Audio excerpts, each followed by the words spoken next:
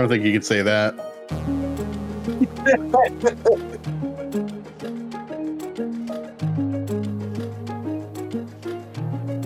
Muted myself. All right. Hey, what's up, everybody?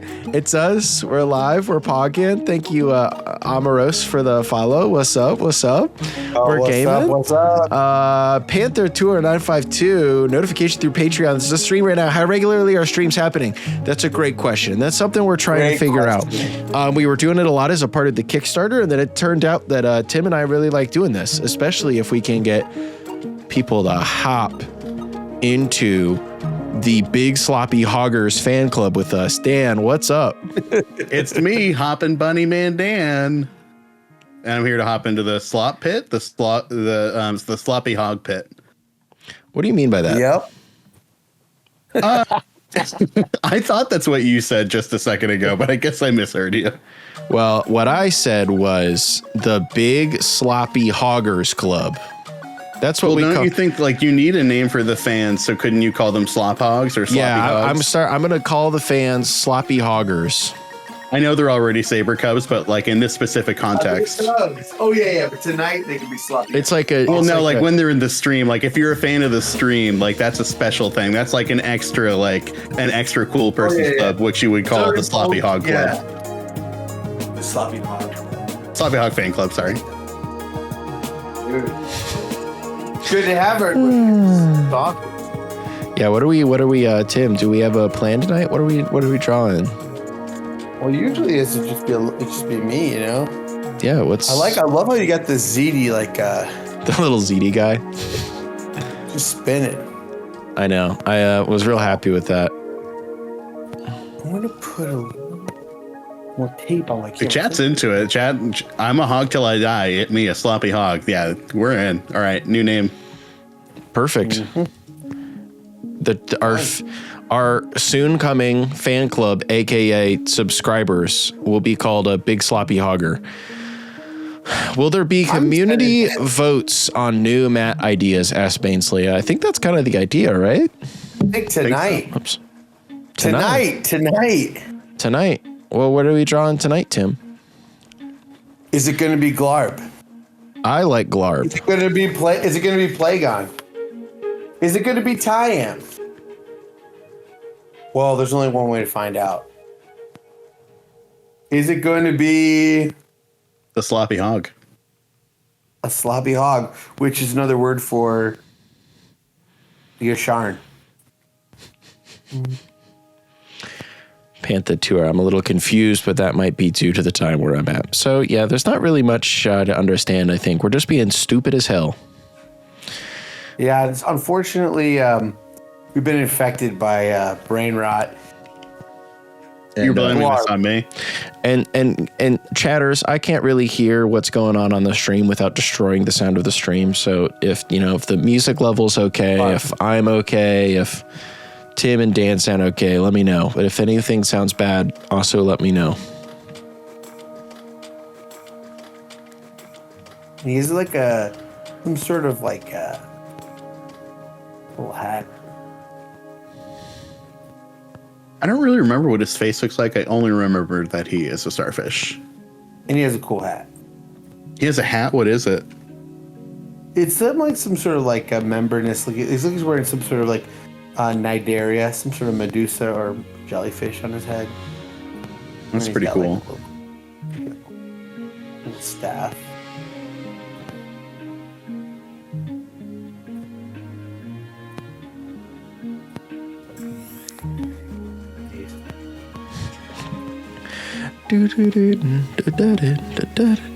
Excellent. Thank you, Panther Tour. What's Plagon? What is Plagon? You want me to read the card off? It's an Azorius starfish. Plagon, Lord of the Beach, is 2 in blue for a 0/3 starfish wizard legend. When it enters the battlefield, draw a card for each creature you control with toughness greater than its power, and for a blue or a white, you target creature you control assigns combat damage equal to its toughness rather than its power this turn. So basically, you play a bunch of ornithopters and then draw a bunch of cards until everyone dies. Oh, I don't see what the big deal with that is. I don't It's get not it. easy to win. I don't know. There's that. I've heard it's easy to win with. Easy to draw. No, it's hard to win. Easy Yeah, it's draw pretty hard to win. It's hard as hell to win. You draw so many cards, though. It seems fun. I almost drew every single game this weekend. I think we should know that Baneslay is saying we need a Nuktabi orangutan, Matt. Yeah, we do. So, what do we want? How many votes do we got for? We got Glarb. We got Plagon. Felber says Plagon. We got 1 for Plagon. What else we got? Cal, do you know how to run a poll? Love Glarb, but I'm so curious to see Plagon. We'll give you 1 for each. Dan, you know how to do it? Plagon. Moist Boy. Plagon. Well, if you're in the stream manager screen, there should be on your right side. Boy, Blaze, you can vote twice. On the right side of the screen, there should be a bunch of little Plagon. And one of them is Plagon's taking over. Yep. Plagon's taking over. Plagon's taking over. Oh, I wonder. Okay. We're not affiliates yet, but we want to be. Eric English says Lord of the Beach demands a playmat. Dude, Eric, thanks again for the donation to our cat sanctuary. Sorry I couldn't make it to the event, but we're going to do another event. It was super fun. Shout out to everyone who came to the Big ZD Open. I had some of the food tokens left. If anybody wants to see them, check these out. We got some, check out these food tokes. They're super cute. Allie, you got these food tokens, like little ZDs on them. Sorry, they're getting like washed out by the. Woo, little ZD. On the back. Big ZD open. I want to let me eat that guy. Anyway, I was thinking about, I saved about 100 of them.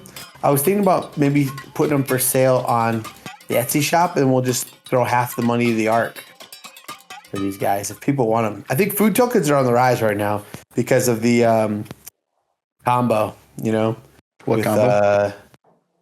Hazel's Brewmaster combo. Oh, yeah? Is that like gaining popularity? I can tell you the trends. I've noticed I've sold way more food tokens lately than I have in the last year and a half, for sure. Interesting. Because it's like one of the best cleanest combos in TNT. Yeah, maybe I need to be on it. Maybe I'm just being a hater because I'm not on it. Well, it assembles itself so easily with survival. You know. That's a really strong point. Yeah. Survival. You kick a dork. You get the devoted druid. The devoted druid goes to the graveyard for the hazels, and then you cast hazels. GG. Yeah, that's pretty convincing. Okay, I'm gonna do it. Look at this. Even the Glarbers want Plagon. It's got to be Plagon, right? Yeah, honestly, I feel like Plagon's gonna be the cooler playmat of the two. Stormwing. I do want to get Tyem soon. Maybe I'll hit up the Tyem Discord and see if we can do it. But Tyem is like black licorice. If you love him, you love him. If you hate him, you just hate his ass. I happen to be one of the people who love him. Personally, for me, it's on site. I would smack him. I thought so.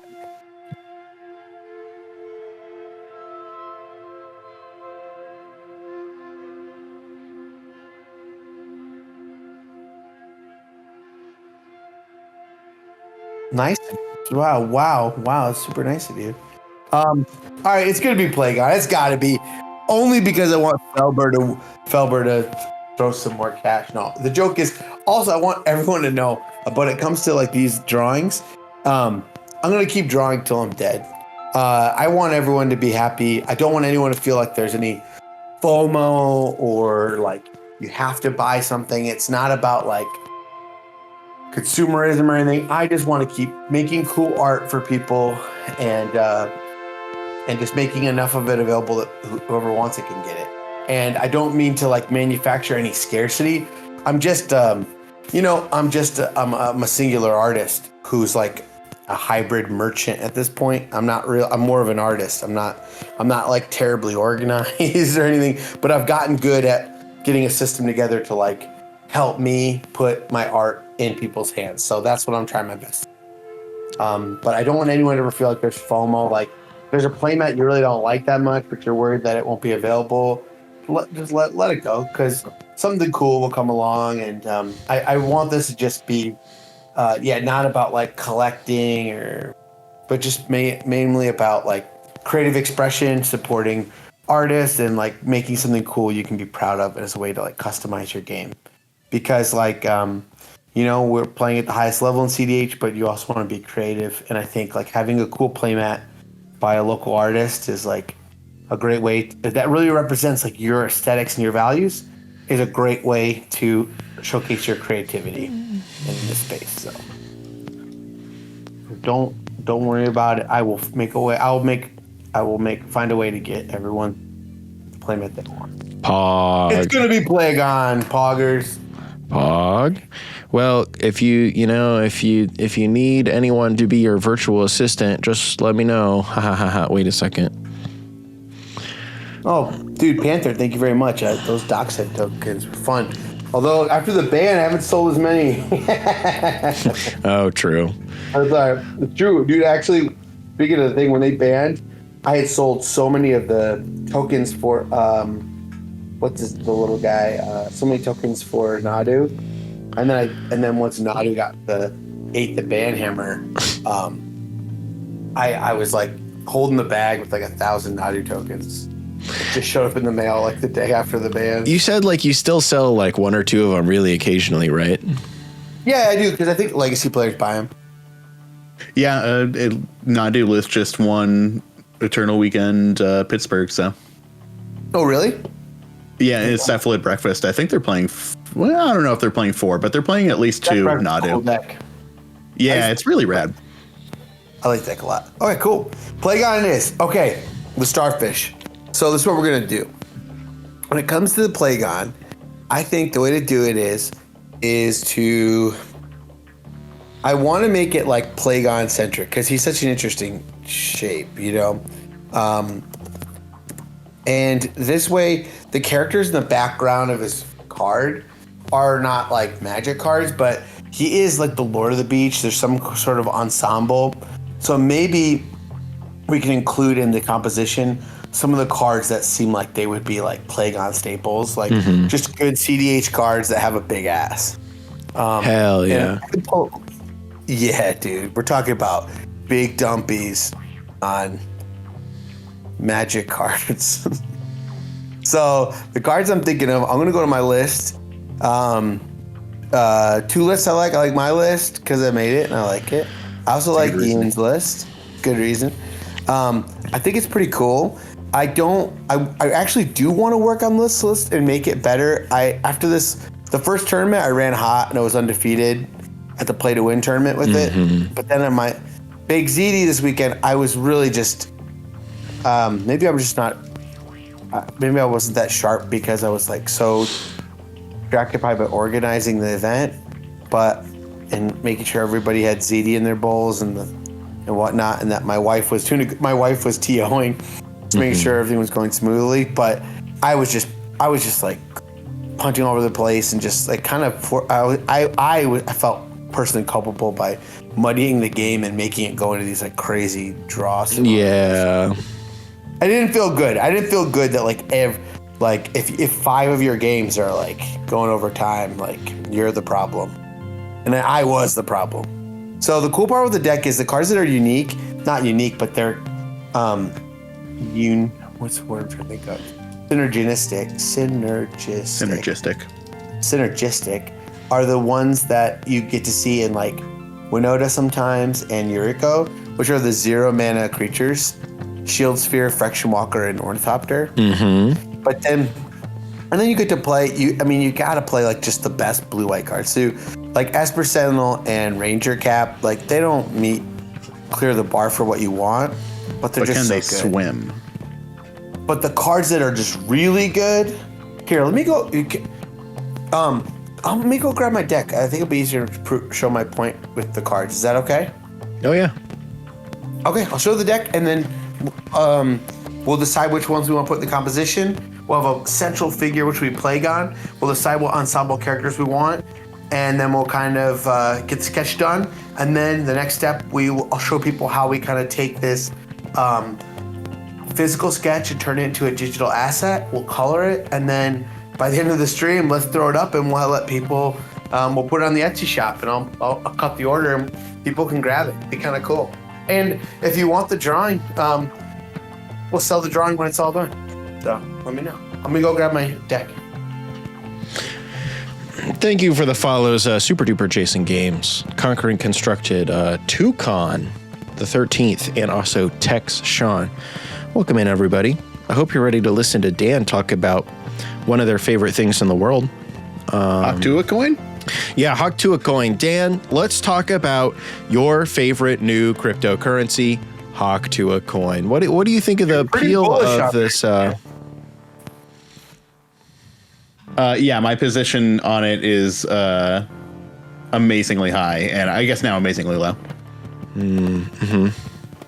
Tell me more. Well, you after the Mudang Bitcoin, the crypto bubble burst, I was happy to see you rebound. I know, and unfortunately, I sold out of all of my Dogecoin last year because that's going through the roof right now. No, I would like to actually put to rest the idea that I trade cryptocurrency. I don't. Sorry, we clipped that. Your ass is done. We're canceling the you Google Docs in the court of public opinion and otherwise. Hey, everybody watching this right now, we're trying to get affiliateship on this account here on Twitch. So if you're enjoying this show right now, if you're on any social media services at all, it was awesome if you shared the link for this Twitch stream you're watching right now. Wow, Dan is better at this than I am. Dan, are you kind of like a streamer or something? Dan, do you want to join us on this? This is fun. Cal and I we just like devolve into like by the end of the stream, people were like, "What did I show up for?" And it's just like Cal being like, "How many big booms does this get?" I would never bring up the Costco guys, so yeah, I'm boom, boom, boom, boom, boom. I thought you always decided 5 big booms. Which design you're doing by the booms. 7 Cal, big booms for Plagon. Boom, 7? boom. Yeah, we got 7 votes for it, right? Oh yeah, it's 7 big booms. It's going to be Plagon. So I think the most important card in the deck is definitely Displacer Kitten. Yo, Allie, what's up, dude? Mrs. Sabertooth is making an appearance. Hello, Ms. Sabertooth. Hello, Mrs. Sabertooth. Oh, she's doing a really cool dance right now. Oh. She's doing like that walk like Egyptian dance. Oh, that's super rad. Yeah. How'd she do that? Shout out the Bengals. Shout out to the Bengals. So, Splash Kitchen is really important, but then the butt creatures, the most important butt creatures are these. The 0 mana little stinkers, okay? So I think they should have a place in the composition. You get to play a really cool card, which is Giver of Runes, that you don't really see in CDH too much, outside of like maybe Winota. You get to see some good cards that definitely see the chopping block, like this Dauntless Dismantler and Soulless Jailer. They're 2 cards that a lot of people, are probably like the 110th card in a list, and people veer away from stacks. But the Dauntless Dismantler being asymmetrical stacks and this stopping some of the most popular win cons is really relevant. And then if you play them and they just have an opportunity to draw you a whole buttload of cards, there's a higher reason to play them. Drannith is good right now. It's a slower format, and it is more commander-centric. Drannith is very good. And he's got a big butt. Spellskite, Nadu All-Star, Polywog is probably one of the better Polywog decks. Like the Phyrexian, like the Shield Sphere, like triggers it. You know what I mean? It's the fact that it's power or toughness is really, really nice. Or toughness. Dismantler and like Soulless Jailer trigger it. Your Spellskite triggers it. So that's pretty sweet. This card is with MVP. Ledger Shredder is awesome. This is a card that like I was not playing in any CDH decks. Maybe a one time long ago, I think I had it in Blue Farm. But I haven't played I've tried it, but I'm not very hot on it anymore. But this seems like a perfect crazy good now. Oh yeah. Yeah. Because like it helps cantrip, it's on curve, and then it just goes nuts. This is and I'm playing more weirdy. I am playing Thassa's Oracle because sometimes like I was like thinking about playing some of like the ETB Scry creatures with like a big butt, but this is like, or even like Philology Archaeology or something, but this is a deck where it's not a dead card outside of the win con. Like you can win with it, but it's also just a good ass card in the deck because sometimes you get to like look at the top 4 and set up your draw with Plagon. So it's really and aren't you playing like ephemerate effects as well? Yeah, totally. But yeah, like it's so easy to just draw through your deck and then like just basically assemble it like it's Thrasios and just collect all of your mana and cast it for free. It's so fun. Hullbreaker Horrors is one of the best cards in the game. These are just the big butt ones. Elishorn's cool because it's a big butt card and it actually is like a doubler and it goes crazy in this deck. Displacer Kitten's fucked up. Mockingbird's cool because you get to play Ranger Captain. Oh, and because it's kind of like Nadu, you're playing all the clones. Clones are kind of like, people are super low on clones right now, but this deck is super high on clones because you're blinking. Not good for that one, but good for other ones. But you're also, you want to like, quote unquote, reset Plagon. You know what I'm saying? And that's a great way to do it. Flesh Duplicate is excellent here. Spellseeker finds all of your blink effects. It's an awesome Flare of Denial deck because Flare of Denial, you get to sack Plagon, and it's awesome because you want to recast him. You get to play this. Someone had called Smothering Tithe Omniscience, and I'd like say this all the time now. It's like the funniest thing I've heard. Because like, it's just like calling Smothering Tithe Omniscience cracks me up. Yeah, you can do whatever you want with it. Yeah. This is sweet because you get to like blink your commander and you can use it proactively and reactively. As for Sentinel's just really good. You can't really not play it. You can play Metamorph. Chain of Vapor is really good. And I'm putting Dramatic Reversal in the deck too. As rituals in a way. They're both very good. And Get Probe.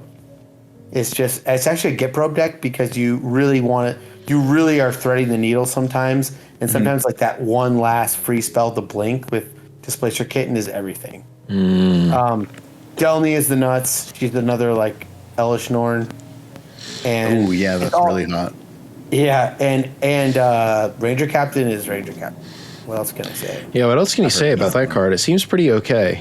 He's the captain. So that's the deck. So I definitely want, because he's the Lord of the Beach, and if you look at the card, like this is the card, but here's the little one I drew, and it says that like he's like no more lurking in the shallows, we ride, and it's like him like kind of mobilizing like his whole crew. So I want some of that energy in the composition. I think. Sound good? Yeah, I was thinking you should be riding Hullbreaker Horror, right? Oh yeah. Although I don't know what Hullbreaker Horror's head looks like. Fucking kidding me? Did you just come up with that? No, I've been thinking it the whole time. Dude, that's such a good idea. Chat, give Dan 5 big Albert K. Moos in the chat if you think. This card's got to go in too. This card. This is actually the best card in Magic. What card is that? Valley Flood Caller. Yeah. This card, Valley Flood Caller, is fucked up. The card's fucked up. It's such a good Magic card. It's basically changed the game. I actually think it is the most powerful card printed in the last. Tim, what's your lighting situation like right now? My what situation? Your lighting situation. You got a big glare like right in the middle, and I feel like it might be a little bit washed out while you're drawing. Oh, let me address that. Thank you. I'm glad we have you here, because usually it's just me and Corn Dog just like turning. Is Corn Dog Cal? Yeah, that's me. Yeah, Tim has labeled me Corn Dog. We don't talk about it. How do you know about that as a nickname?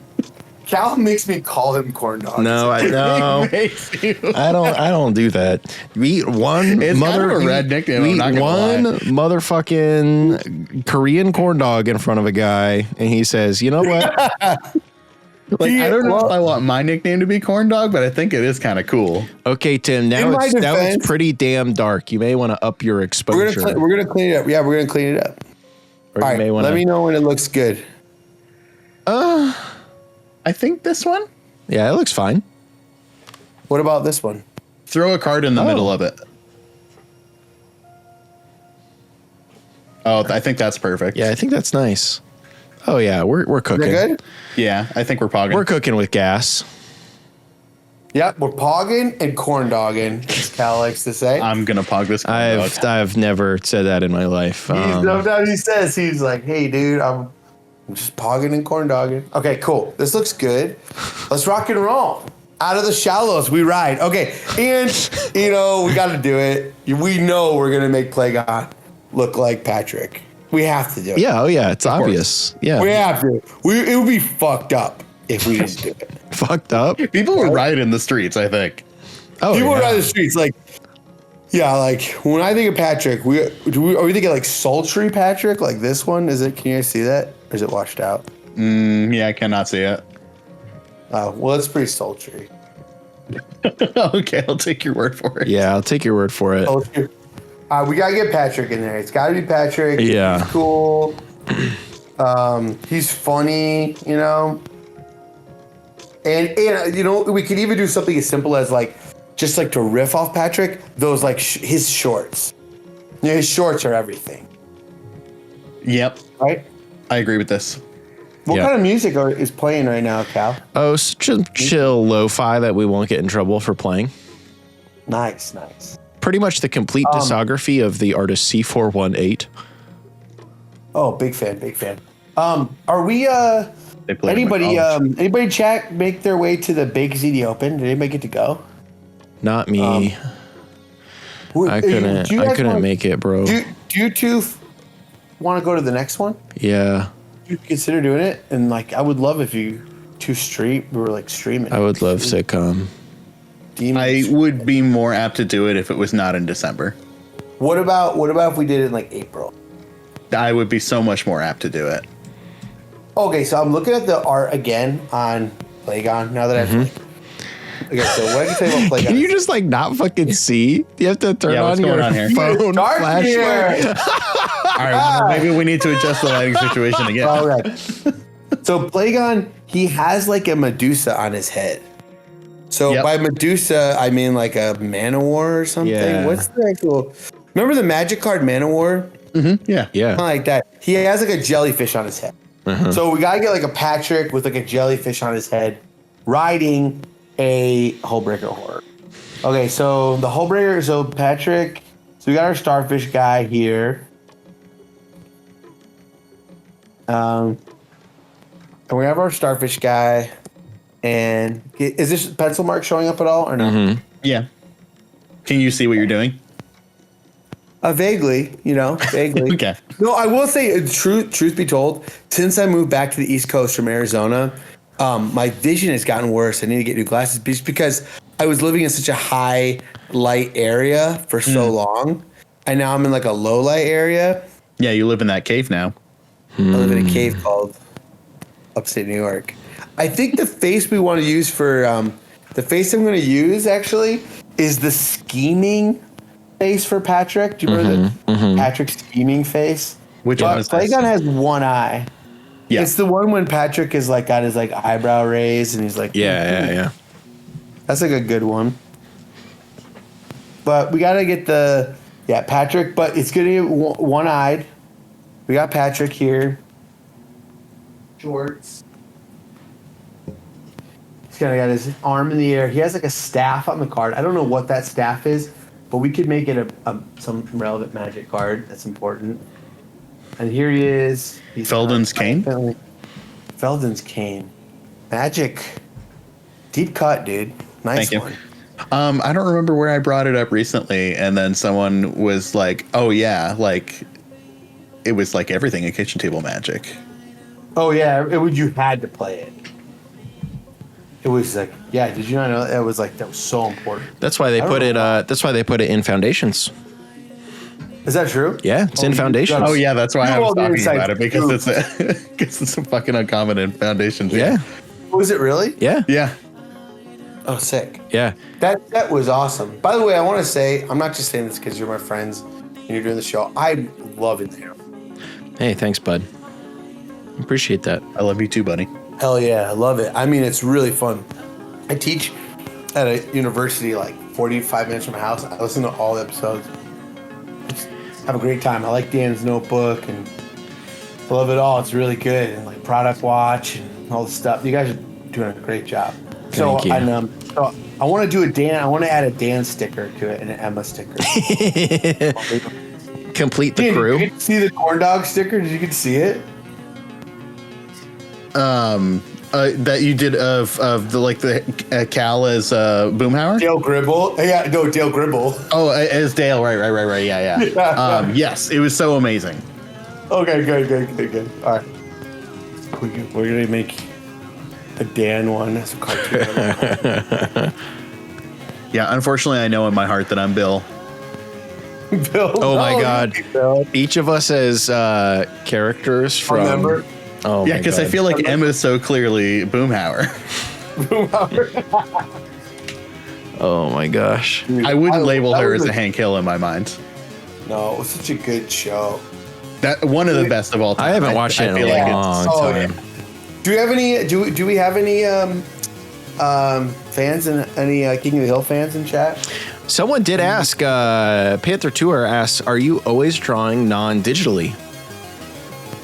Yeah. I really do. I should clean up the sharpness on this. I'm looking at the stream. Sorry, y'all. I think it's not that sharp. I'm just gonna clean up a little bit. We have Mrs. Sabertooth. Image, temperature, brightness. Here. You may just need a slight amount more light in your room, if possible. That could help. Yeah, I could try to. Yeah. Do you have any other light source? I guess is the only question. Do I? 1 sec. I definitely do. I just gotta bring it closer to my area. The thing is, I got this really cool billiard light, like one of those Tiffany. Oh yeah. But you put over like a pool table. Allie got it for me. Sorry, Doc's Mrs. Sabertooth. Her name's Allison. Got me this really cool one to put over my drawing desk. It's so cool, but it also problematic. For this reason, it's great for drawing. Yeah, I was gonna say, I'm sure it's better if you're just not looking at it through a camera. Yeah, I'm gonna bring this. I had this really. Dang, I wish you could see it. It's a saguaro skeleton. It is the rib of a saguaro cacti that I was gifted. Like thrift store, and they made a lamp out of it. It's so cool. And that's the light source. Yeah, that sounds so cool. Is that better? And then I can adjust the light. Yeah. Is that better for everybody? Yeah. I feel like I can't see it anymore. So that just made Cal. Can you see it on the your pencil is historically just a little hard to see. Oh, in my experience. And then the marker comes through real nice, That one's that's too washed out. Let's go here. Okay, I'm just gonna go image again. Sorry, everybody. Thanks for bearing with me. And then We have a budding streamer here. Oh, I'm budding all right. I don't know what the fuck I'm doing, but I'm having a good time. You're doing great. You couldn't be doing better, I think. Thanks. Okay, so this look good. Thanks, Dan. Appreciate that. All right, so looking good. We're gonna have some heavy shadows because I got my drawing apparatus right here. But What's the process we're going through right now, Tim? What are we doing here? Yeah, so the first thing I usually do, for those of you who don't know, it's gonna be hard to see that, but I'm kind of making these lines across the paper, just to sorry if this is redundant for those folks who've been here before, but what I'm doing is I'm kind of gridding out my paper just to measure out the composition. The reason why that's so important is because I need to take a physical drawing in pencil and ink and turn it into a digital asset that's different dimensions.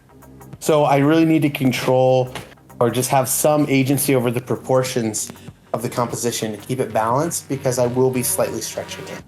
But I want you to know that if my characters look a little squished or pinched vertically or top heavy, it's because I am in my mind already compensating for what I know is going to happen. Is that clear? Mm-hmm. It will have some kind of baked in foreshortening of certain things because I'm kind of anticipating the stretch. Is that clear? Mm-hmm. Yeah, so was my ex-wife. Mm-hmm. Oh, got him. All right. Well, I'm just happy everyone's here. This is a fun excuse to draw Plagon.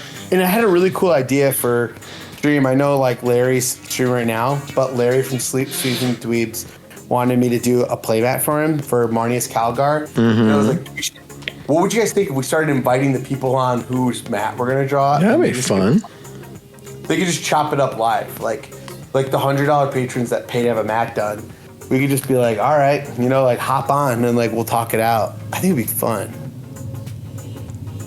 I think that'd be very Realistically, neat. I think it can be kind of iffy if there. I don't know if there's any sort of like screening process. I don't know. Well, it's the people like that if they wanted to. Yeah, screen. I mean, definitely people we know first. You know what I mean?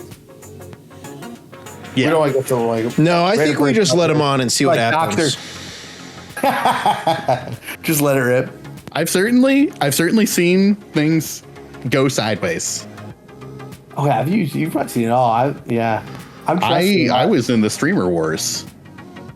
What's the streamer wars? You survived? Yeah, I was on Kaisenat's side. It was us versus I can't name another one. Ninja. Whoa. Maybe. Cal, I was really relying on you to confirm that was a streamer. Ninja is a streamer. I don't know if they were in the streamer war. Oh, okay, I thought that was a thing that I made up. Joke's on you. You're too prescient for that. Nuts. They didn't even call me. Panther Tour said that you're a genius is what they got from your description about your, your foreshortening and related. Thanks. Okay. Any foreshortening enjoyers in chat? You know what I'm saying? I got my foreshortened. It wasn't my choice. A medical professional did it early in my life. Please, Cal, it's not that kind of stream. All proceeds from this stream will go for restorative Surgery for Cal. for Cal's foreskin. Bring back. We want Corn Dog's foreskin back.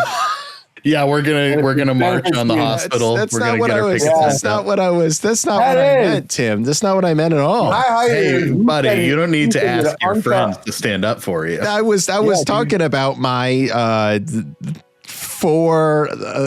head. They had to shorten my forehead for me. That's true. Cal used to have the longest forehead you've ever seen. I still do have a fucking 5 head. Well, you used to be like 13 Jay Leno's put together. Used to be a 16 head. You know what I'm saying? No. What does that mean? I don't. It's like 4 foreheads. It's a 4x4 head. Yeah, it's a 4x4 head.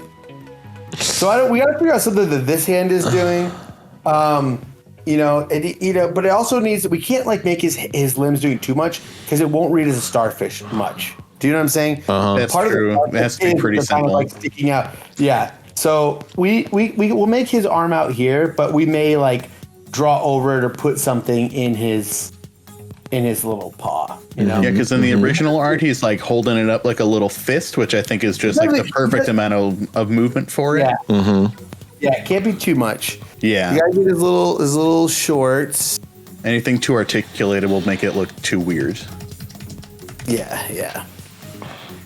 And then we're gonna give him those Patrick Star shorts of Patrick fame. You know? And then then he's riding. You can't say of Star Fame because that'll be confusing. Patrick Star fame. Patrick Star is a different person, right? What? Who's the cosmetics guy? Isn't Patrick Star?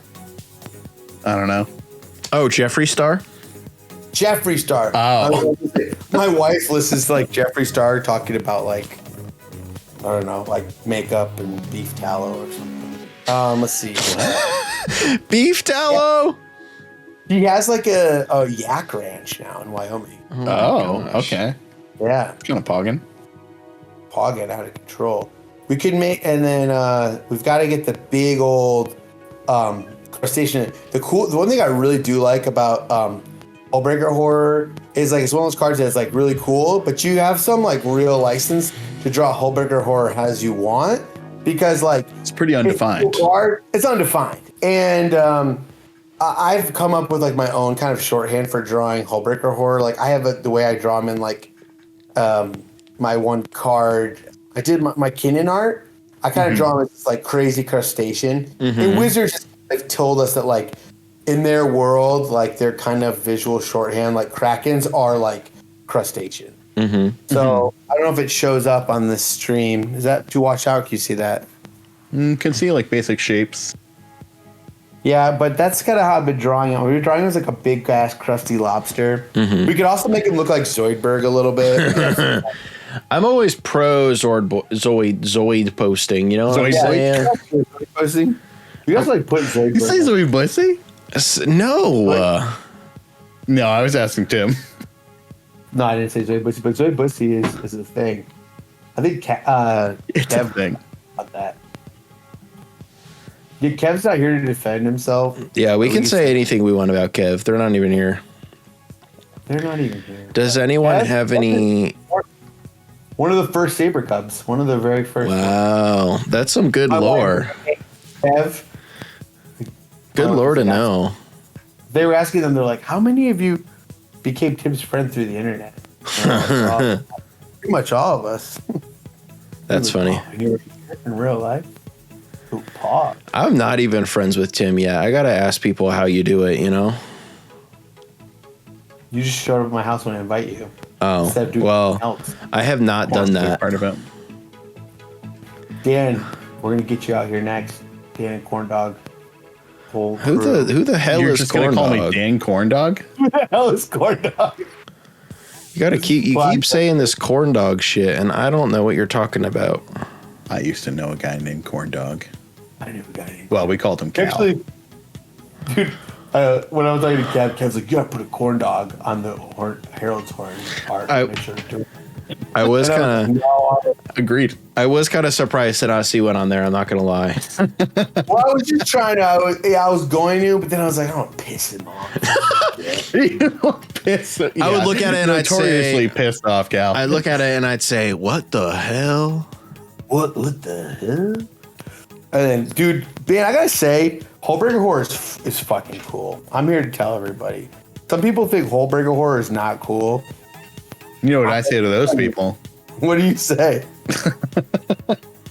What do you say to that? I say you should go back to school to learn about Cool, and you should listen to Miles Davis' Birth of the Cool, and then maybe you'll understand that Hullbreaker Horror is rad as hell.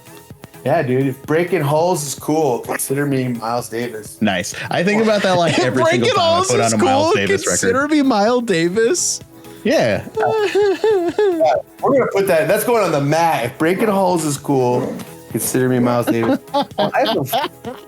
We got a fat little dog who's yelling at me. Who's gotta go? You gotta get out of here, man. Come on, Rangers, crashing the stream. Go back in here. Go talk to your mom, dude. Let's go. Out of here. People classically do love Adam Sandler references, so. I know no Adam Sandler references except for him saying the F word like 6,000 times during which Uncut one? Gems. Okay, that Dude, one. You were such a pastor, son. I was like, I had a sleepover and like I would always. My parents are like old. Didn't he? Shout out to anybody with old parents in the chat. Old parents. Yeah, me. Yeah, me. Yeah, when you're one of the kids who's like has like old parents and they're like, well, the other kids didn't die or murder anybody, so like we don't have to try so hard. Apparently, just let her rip. My parents just like they were great parents. Yeah, they just didn't care. We were not supervised in any way. Like I had a sleepover and we in 5th grade and I rented from dusk till dawn at the sleepover. Nice. And and the kid whose dad was like a pastor like was like crying and like narked on us and like and, like called his mom and he's like That's funny. yeah, I know. And we were like, you little fucking narc, dude. Last time we didn't even get to watch Tommy Boy before everyone had to go home. Rip. Yeah. But dude, Tommy Boy, Billy Madison, those movies, I just thought it was like my own bias. Like, the movies that came out when I was a kid were cool. Everything else sucks. I don't know if everything else sucks, but those movies are really good. Like, I went back and watched Billy Madison. It's funny as hell. Mm-hmm.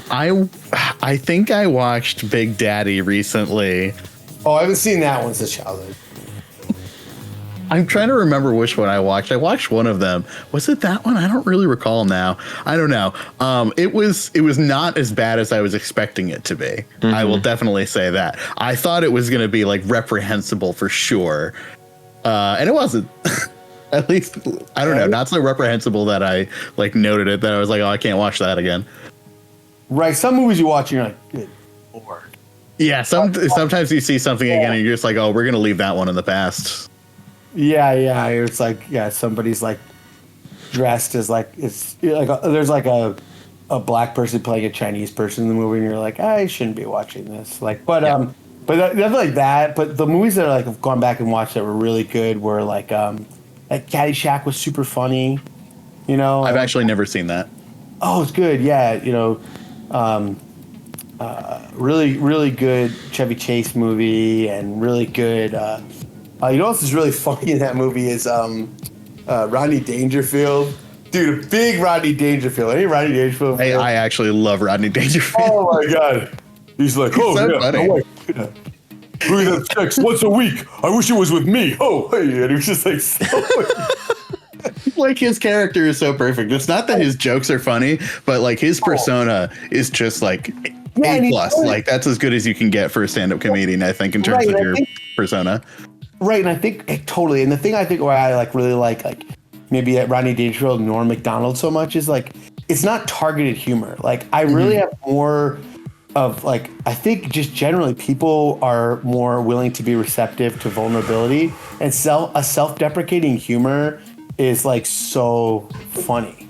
You know what I mean? Like, and those guys were the masters of just like making themselves like not making you uncomfortable, but like making like they're putting themselves on the line in a way that like allowed, I don't know, I can't explain it. Like they were, I don't know, like this kind of like martyr, you know, like. Yeah, exactly. I was going to say it's like the vulnerability to point the light at themselves rather than at like.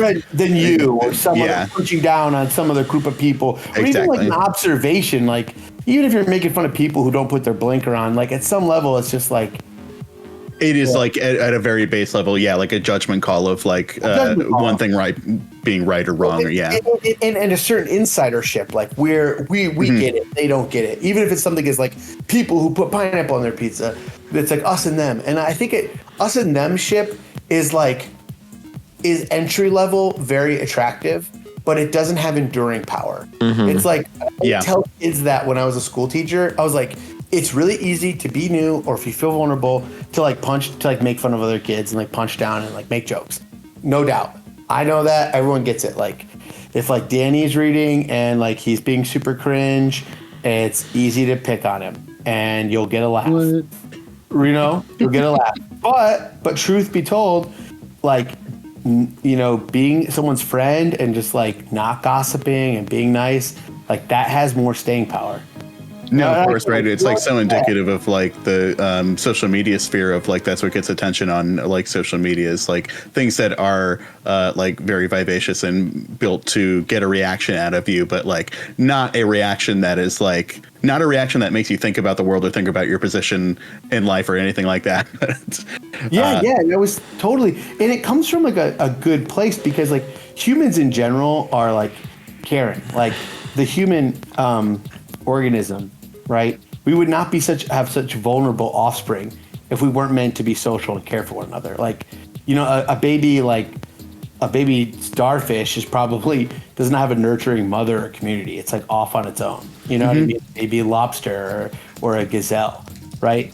But like, so they have to just be like independent and do their own thing. But like humans are like really caring because we have to be caring because we have to be in these social units. Because we have such we have offspring that can't do shit until they're like 3. You know, they can't get their own food for years, right? So, and it's those things where it's like also like negativity and vulnerability, I think, or some sort of like provocative vulnerability really gets a lot of attention on social media. So it rewards like meanness and bad news. Like I know that like I could make a post that's like, hey, I drew a drawing and I'm super proud of it. Maybe like a couple people like it. But if I was like, I did a drawing, and then some people called me a bald fucker, and I felt so dumb. Hell yeah!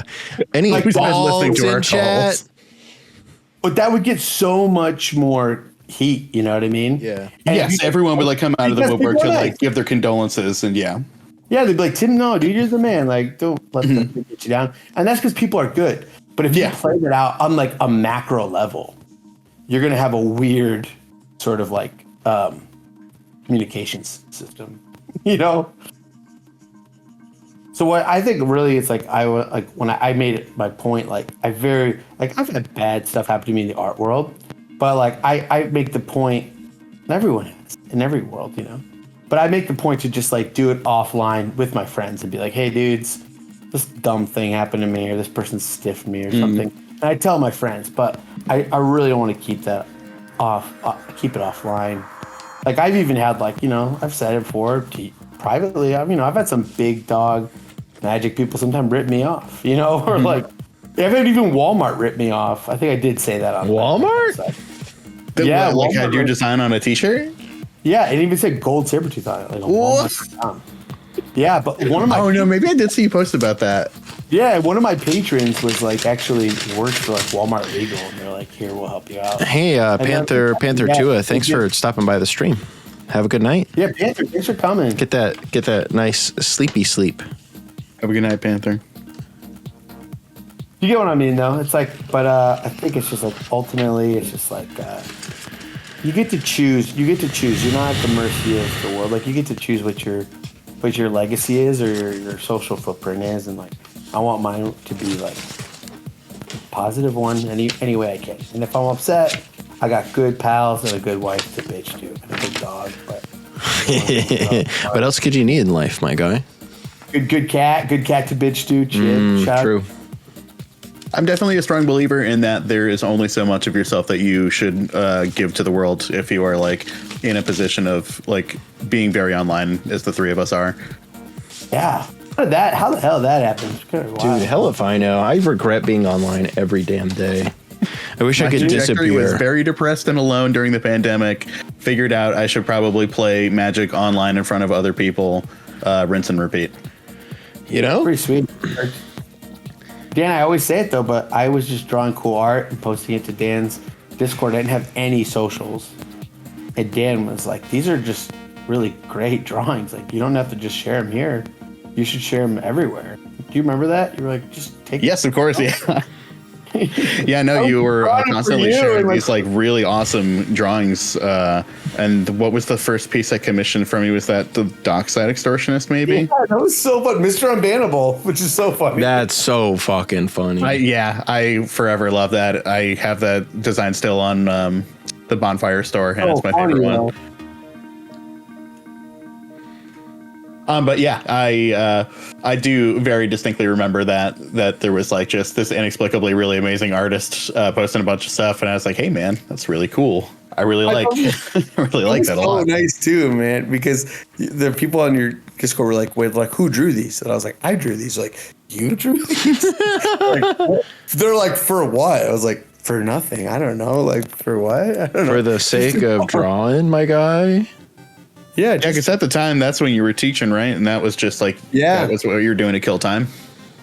Yeah, and I would do drawings for my students sometimes too, like stuff that was like, for worksheets and stuff. That's like some of the first stuff I was doing. Because I realized that like I could actually like explain things better sometimes with like really like a good informative drawing. Mm-hmm. You know what I mean? So I've seen that your brother also does like similar like styled like Sharpie sketches. Which of the two of you began doing these?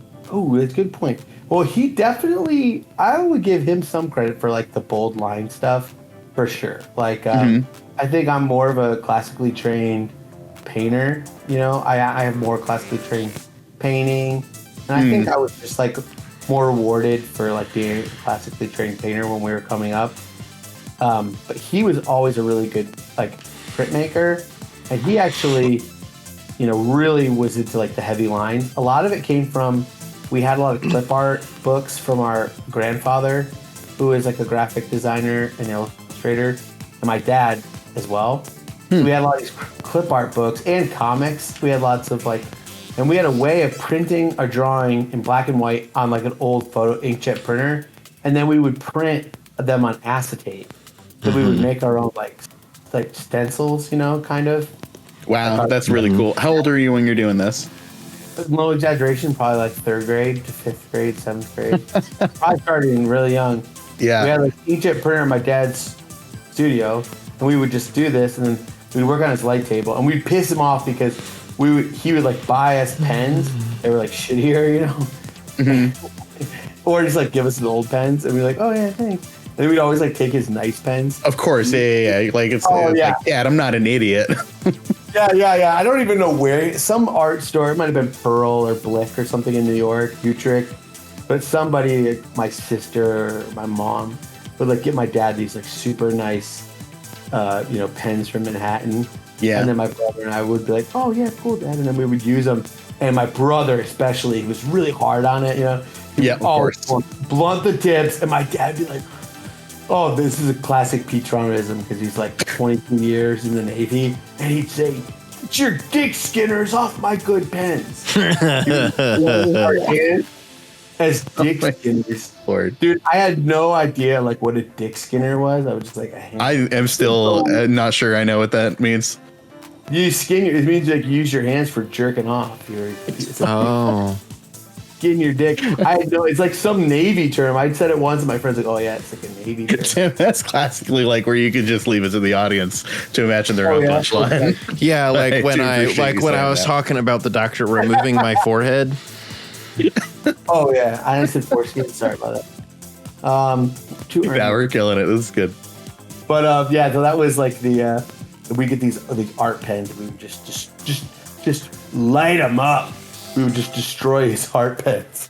Do you remember what sorts of things you were like you were committing to the page? Frank Frazetta, big time. We had a book of a lot of Frazetta art, Hildebrandt and Frazetta, 100%. Very cool. We had the book and Alan Lee's like Hobbit. You know what I'm talking about? Oh yeah. Mm-hmm. So we had that, and then we had some like Errol Otis and like early like we had some high fantasy stuff. And then Marvel. We were classic Marvel. We had like a little bit of Image and like Spawn and the Max and stuff, but that was actually like too cool for us. Like that was like cooler kids were into that. Like we weren't that. We were like cool. But we were more like good boys.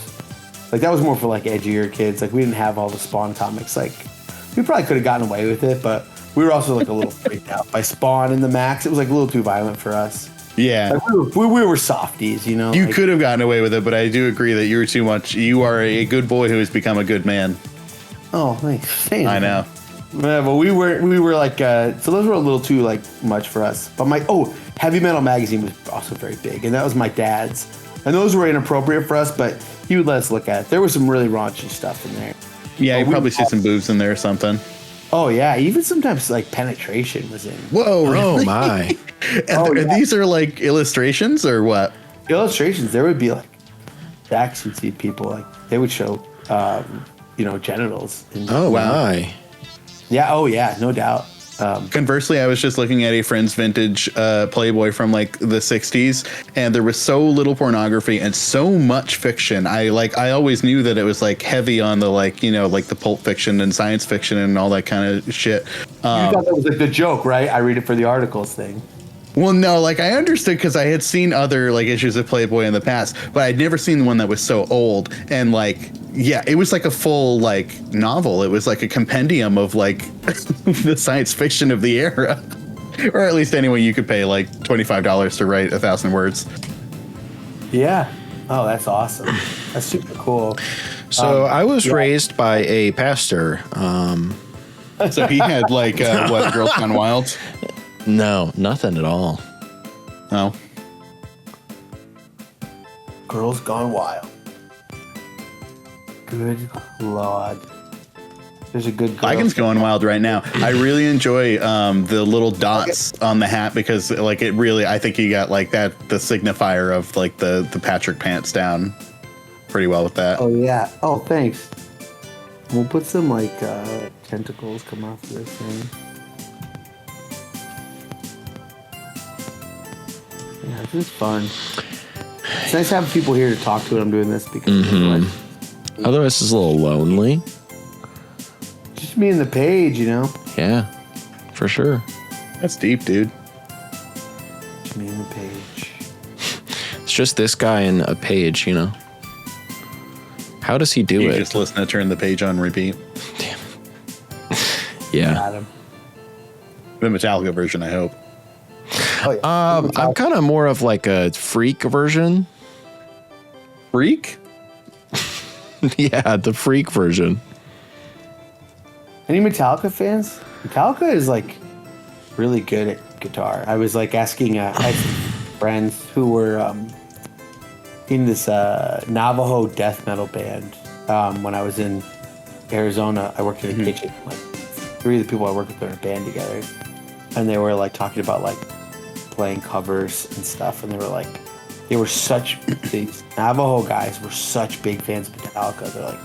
They're just saying, because I'm not a musician, but they're like, technically Metallica is like, they're really, is this true, Dan? You're a musician. They said that Metallica is like pretty amazing, like Baroque kind of guitar in some of their songs. It's like really, is that true? Some of it can be, yeah. Their first record is Kill 'Em All, which Kill 'Em All is so fucking sick. Is written by Dave Mustaine, who didn't like exited the band after that.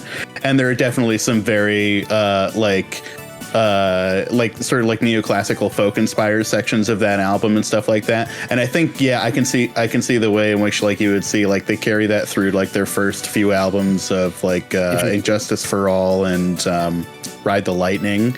After that, I kind of fall off with them. I don't really enjoy them as much. Sure. But definitely, they have some like a lot of like metal at that time was sort of like doing a similar sort of like, I don't know, you got to do your slower breakdown. That is a little bit of maybe like a waltz sort of like inspired rhythm or something like that. That just like has more of that like stuff. Yeah. That's interesting. That's super cool. Their first album is a lot of fun, and I have that one on vinyl, but I don't have any others, and I wouldn't like spend any money to listen to them, but they're fun. I've also heard that like Lindsey Buckingham is also like an excellent guitarist. I have a friend who is like a really awesome friend, one of the greatest guitarists I know. Deceased, awesome dude. But man, he was saying like Lindsey Buckingham, he's like, he has a reputation for just like, cranking out bangers and being high on cocaine, but he's like, man, he's like, some of like Lindsey Buckingham's more like I don't know, just like certain kind of like British like esoteric like freak folk, like 60s music was like really incredible composition. Yeah. So I was super impressed with like Lindsey Buckingham. He was like, no, Lindsey Buckingham's not just like a pop music. That stuff's like fucked up. It's really good. And that was interesting too. I never really thought of that. I think people just think of like them as like a power pop band, Yeah, but like so much of their early work definitely is like this folky inspired music that is sort of trying to break a little bit away from like the standard sort of like it's sort of like move beyond the traditional like you do standards on your album and sort of like starting to mix that idea with doing more original songs and stuff like that. Yeah, it was interesting. Yeah. It reminds me of like the earliest reminds me of like the band. They were listening to Fairport Convention or something. I'm honestly not largely familiar with their work as a whole. I've only heard a couple of albums, but it's cool. There's stuff. one early Fleetwood Mac album I enjoy quite a bit. I can't remember what it's called off the top of my head. Any Tusk fans? That's a crazy album. The movie? Tusk by Fleetwood Mac. I don't know that one. It's a crazy album because was it Christy McVie and then Stevie Nicks and Lindsey Buckingham kind of like were like really on the rocks. So the record has like, it sounds like three. If you can actually listen to it, it's kind of incongruous, but you can actually parse it into like 3 records, and you can figure out like who wrote what song. It's kind of wild. Cool record. I'll send it to you sometime. We'll have a listen party. I think you'd really like it. It's kind of wild though. Some of the songs are incredible, and some of them are like difficult to listen to. But all together, it's something special. Mike's rubbing all over Mac's rubbing all over my mic. He's moving it. He wants dinner. I should probably go feed him. I'm gonna step away from my desk for a second. Yeah, no problem. I'm gonna go feed this king. And if I come back and there's been a problem, I know who to blame. Damn. So, if we have any so I think this is good for like the central like figure of the Plagon composition. Are we feeling good about this? Moving on, start adding the ensemble now. Yeah, that makes sense to me. I don't feel wedded to the composition of the original Plagon just because it's so. It's not recognizable. Plagon is what he is. It's kind of anime. It's kind of whatever. I mean, we know that he's like a crazy jellyfish with like a cool hat, but I think like we have tons of range. It's not like we're drawing Timna, you know, like where there's certain things that are, or drawing like Rograk, where there's like certain iconography. Yeah, he's got much less details. Yeah. Much less, yeah. Much less. We've got room. He's new, and in some ways, which is cool about this, we can coin something. You know, like we could actually, we're in a position to like make, kind of define this character in a way. It's kind of cool, because I think that's the coolest. I think that's one of the things I love the most about CDH and about being like, you know, being like a fan artist, being the people's artist, is that like we can like, you know, we get to dictate like what is important. It's not about like Hasbro IP and being like, I think I've said this before, but it's like, I think what really kind of spurred me to make a playmat was just thinking like, man, I wanted a playmat with like Thrasios on it for myself. I didn't want a playmat with like Chandra or Jace on it or something. You know what I mean? You didn't want the one of Chandra and Liliana kissing? I mean, of course I want that, but besides that, so of course I want the cringe waifu makeout one. But you get what I'm saying though, right? Like that's the cool part about CDH is like we get to like elevate certain cards. But even like Wizards would be like, what the hell? Like I'm sure when they made like Valley Floodcaller, they didn't think it would be like just like wreaking havoc on like a bizarre fringe fan format, you know? But that's yeah, definitely like all of art, I suppose, in the world, always larger than in its intended life. Yeah, so I think that's what the cool part about doing none of these playmats is like we have the opportunity to kind of like celebrate certain characters. Like I feel like Kinnan and like Rograk or like the Thrasios are so much more important to us than they are to like any other, you know, like English Wizards. Certainly, I think like Rograk in particular would have like been as unremembered as anything else. Like I don't know, like S4 level or something like that. If it was the CDH. Yeah, 100%, Dan. I mean, probably partners in general, really, right? Because if you think about the general trends of Magic, like the average Magic player doesn't really give a shit about partners. I don't see them too often in the wild. Like they show up, of course, unless it's like a Yoshimaru thing or something, you know, like you really don't. There's some sort of like cute gimmick to be had or something like that. But people don't really play it in the way that like CDH players do it, where they're like trying to optimize power level so much or like increase their number of colors that they're playing or something like that. Like partners are like just largely forgotten, if not for CDH players. I agree. I think we'll add like a splash here. I'm gonna add like I'm gonna add my friend we're gonna put like a little toad over here. We're gonna put with this cool hat on. We're gonna put we gotta put Polywog Prodigy, because I do think this is like a lot of people like hate on Polywog Prodigy and they're like, I don't know why we play it, but I think it's really good in this deck. You know what I'm saying? Yeah, I don't listen to the people who say that it's bad. It's good, dude. There's certain games where it draws you like 550 million cards. I don't think it's like the third Mystic Remora for every blue deck, but like for decks that can like trigger it easily, it's so great. I don't know. Well, let's put and you know what's really, it has a great synergy with Valley Floodcaller, because like once you start doing the thing, you know, you can't. He gives prowess to all other, you know, frogs, otters, birds. I forgot about that.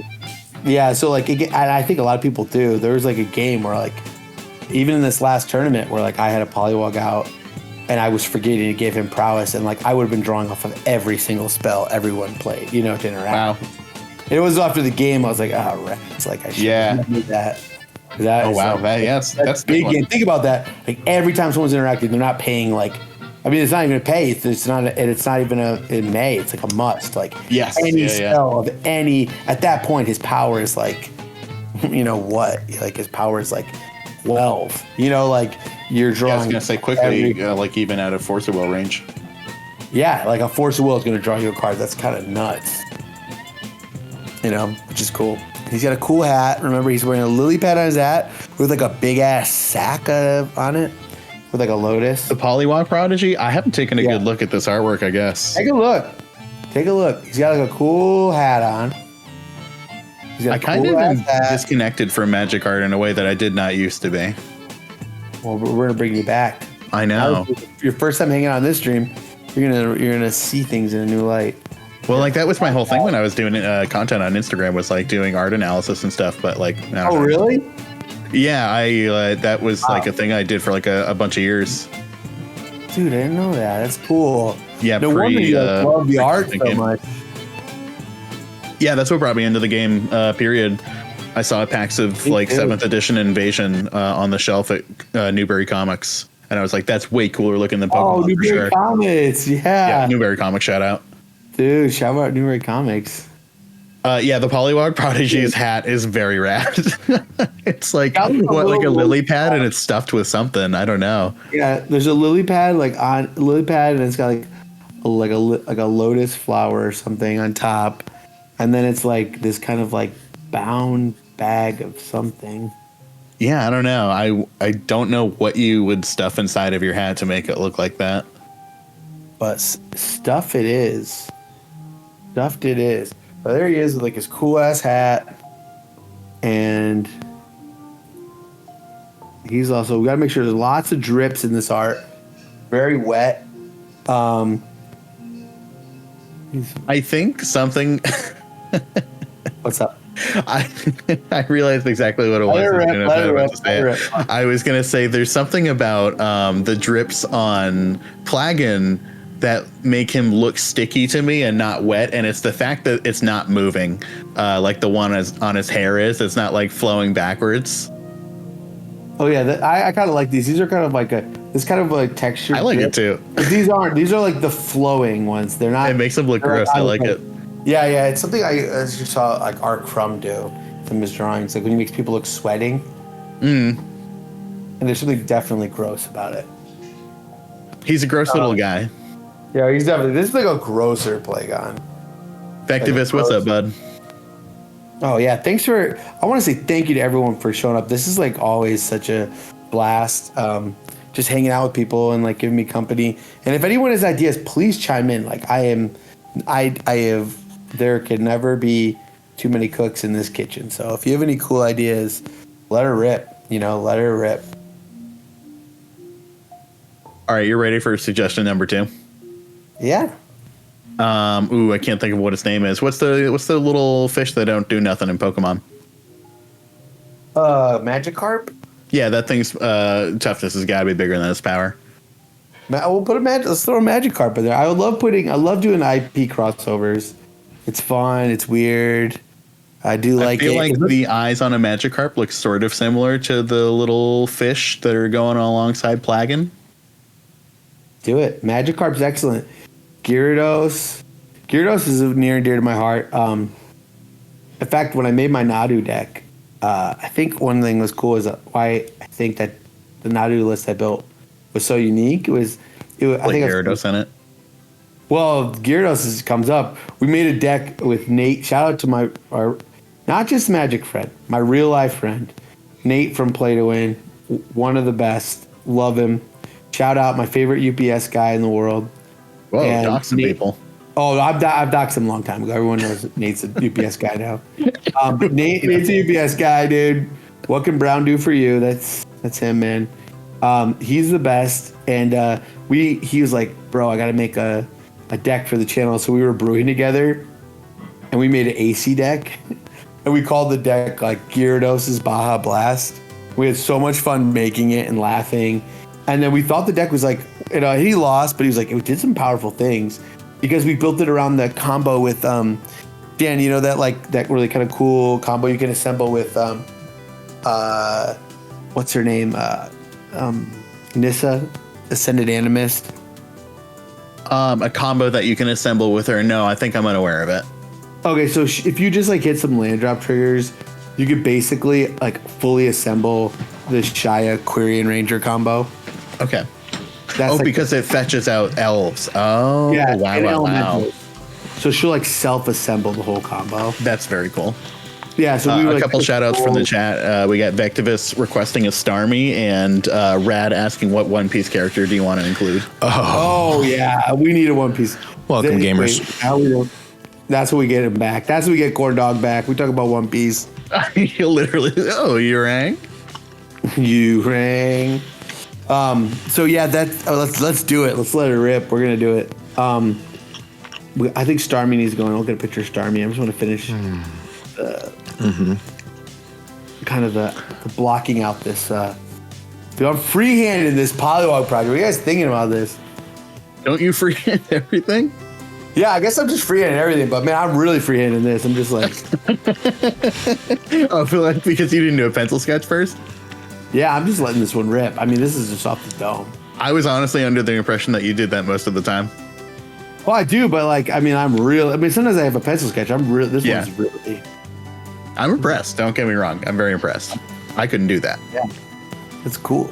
Every time I look at a Rothko, I'm like, I could do that for sure. But when I look at a Goldsabertooth, I'm like, nah, give that guy the million. Another shout out to the Rothko on stream. We talked with the Rothko Chapel last stream. Nice. This is a very high class stream. Yes, it is. Yeah. We've talked a lot of philosophy and history tonight. And then I got into chicken bakes pretty quickly after that, though. But I've never had a chicken bake, and I want one. So see, that's why I'm sure that must be a psyop because Dude, I want one so bad. Dude, shit rips. Cal might be eating one right now, for all I know. How many big boom packet? I am eating a piece of bread that I made today. Oh, you made your own bread? Yeah. Just one piece.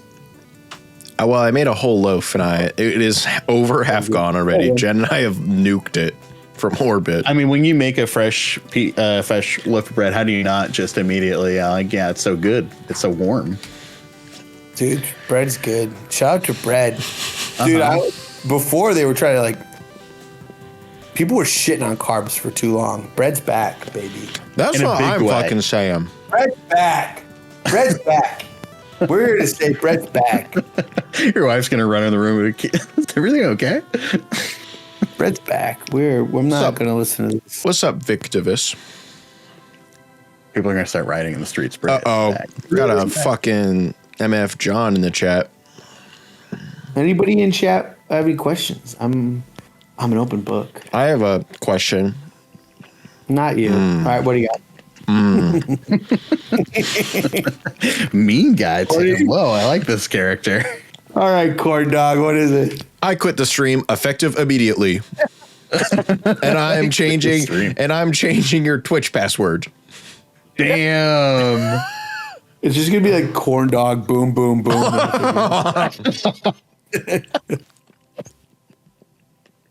What do you got, corn dog? Cal.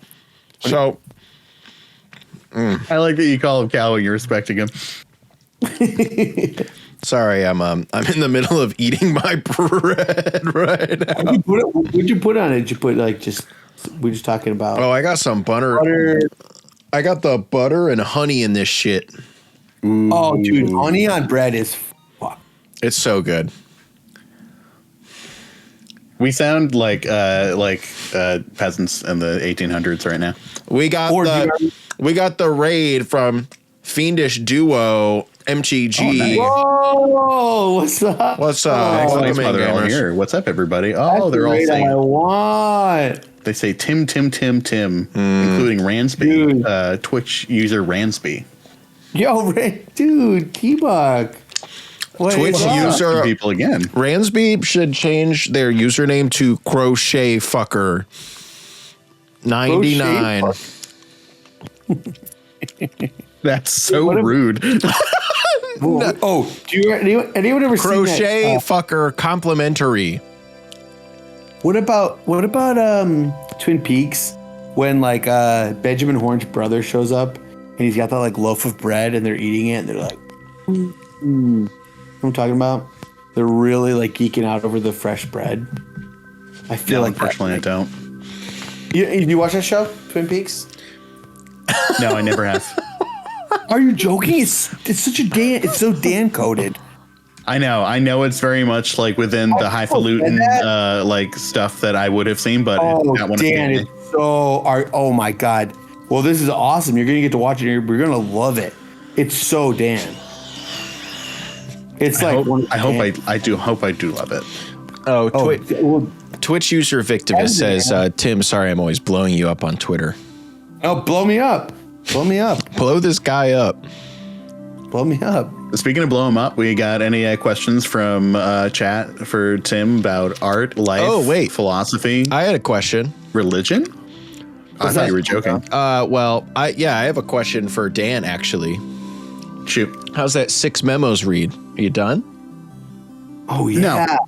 I read the first part of it, and Tim and I said that we were going to talk about it like piece by piece, and we have yet to really make any plans to do that.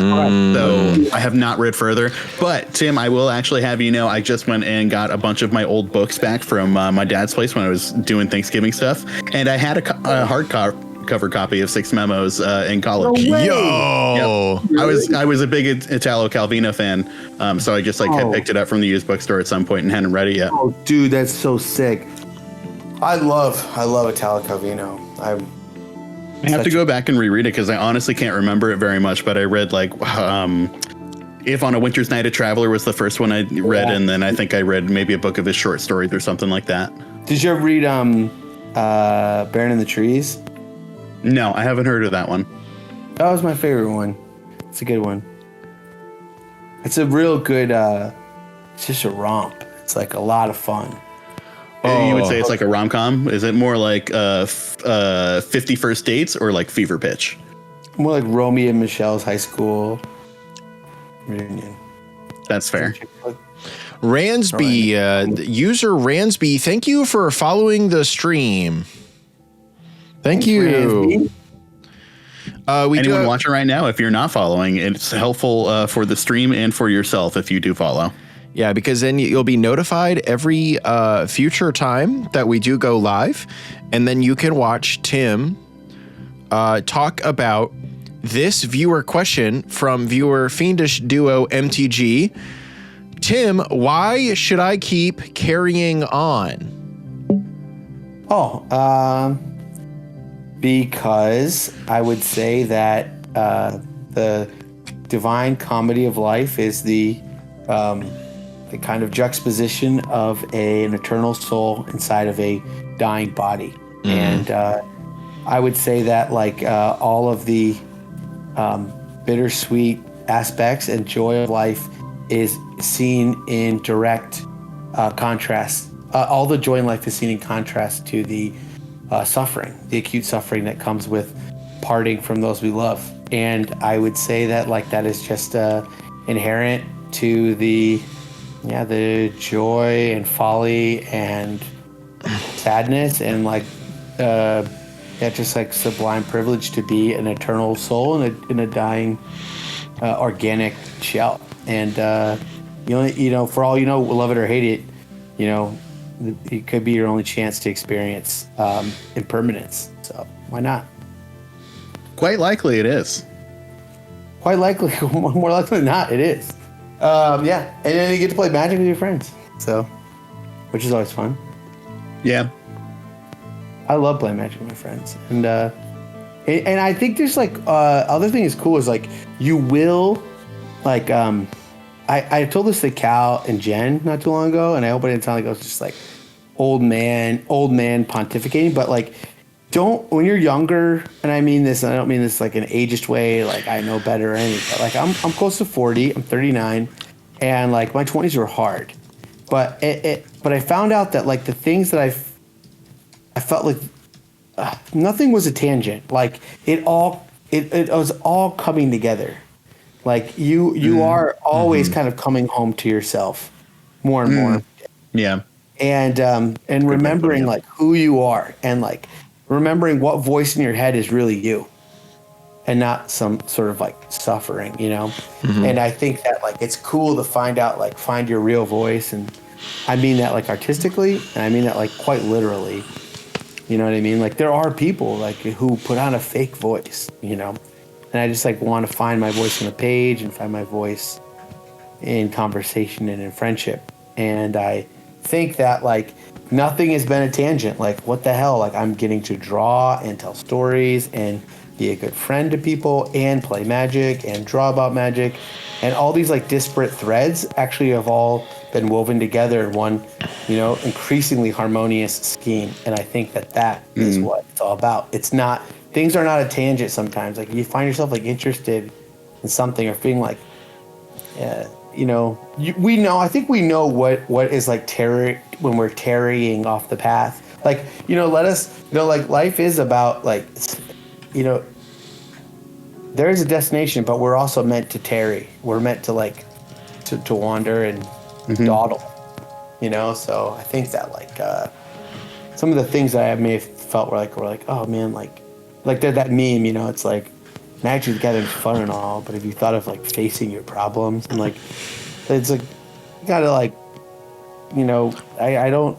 It's a funny joke to make, but I don't agree with it because I actually do think that like this isn't a distraction or a diversion. Like this is it. That's what it's about. Is life, baby? Life. Yeah, I think it can be somewhat attractive to think that all of these things are leading you off the path because it's sort of easier than realizing the larger scale that everything you do now is always interconnected to everything you have done before and are going to do in the future. Yeah, and actually that's more hopeful. And I like that. I'm more excited about that. It's hard to see that big picture. It's hard to see. It was really hard for me to see that when I was in my early 20s. Yes, when your brain isn't fully developed yet, it's very hard to imagine a lot of things. Oh my god, and I will say too. Yeah, like I was far more like anxious person in my 20s than I am now. And like today is like a good day. I'm like happy I'm proud of like who I get to become every day, and I feel lucky. To think that Ice Cube realized this at like 23 or something. Yeah, dude, tell me about it. Got decades on us. On the Goodyear blimp, it said Ice Cube's a pimp. Like that kind of, it was all right there for him. I honestly like if that's the thing that is in your mind and you can commit that to the page and then confidently walk in the studio and say, yes, that's what life is like. Beautiful, absolutely beautiful. You've unlocked it. Well, that's where he jumped the shark for me, though. I don't really. You think so? Yeah. I don't know. I think some of his later solo stuff is where he starts to go awry. Jump in the shark. No, it's funny though. But yeah. Like that episode of Happy Days that he was on, where he was on skis and he jumped a shark.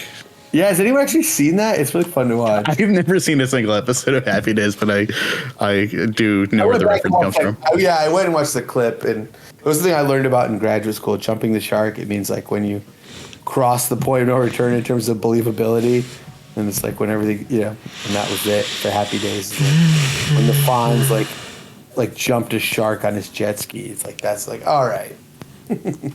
What do you say to the idea that you drawing Patrick the starfish on a Magic card is jumping the shark? Well, dude. If that was the case, he would have jumped the shark a long damn time ago. Yeah. So we got to add some more of. So we got. This is looking good. We got our polywog. You were complimenting yourself on the freehand and polywog, but your freehand Starmie is also, I think, something to consider. Quite nice. It's very good. Thanks, dude. Appreciate it. What else? I'm gonna pull up my deck list. See what other big butters. Oh, excuse me. Big butters. I mean, Historical seems like a good big butter to have in here because it's like on brand. She's in water, the ocean. Yeah. In the ocean. She's got a big butt. It's like right there, dude. It's like, what do you want? Is it on the card? I haven't seen it. Her butt? Yeah. No. Oh, they should have done Sadly, no. Sadly, no. We have Denizen of the Deep in the chat. Dude, Kraken lovers, what's up? It's not a bad shout at all. Kraken lovers rise up. One thing I've been doing. Not a big butt though. It's an 11-11. 11-11. We gotta shrink its power to really make it something for us. It was in Dominaria remastered. I didn't know that.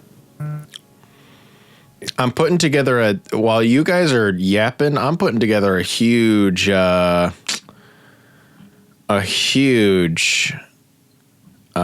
cart on thriftbooks.com. What are you picking up? Oh man. Still it's coming together. But right now we've got Man, I wish A Pattern Language was less than fucking $50. I want that book so bad. It's a book called A Pattern Language. It is a book by Marx Jacobson and many other people, including like Christopher Alexander, blah, blah, blah, blah, blah. It is a book about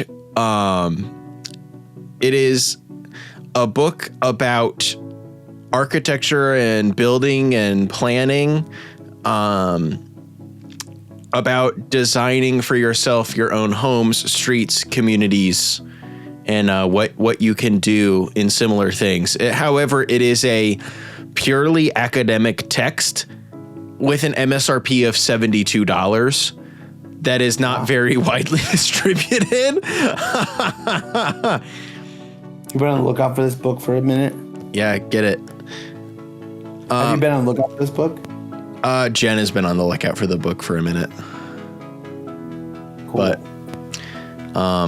so then the other let me open up my shopping cart. There's a whole 4 books in it.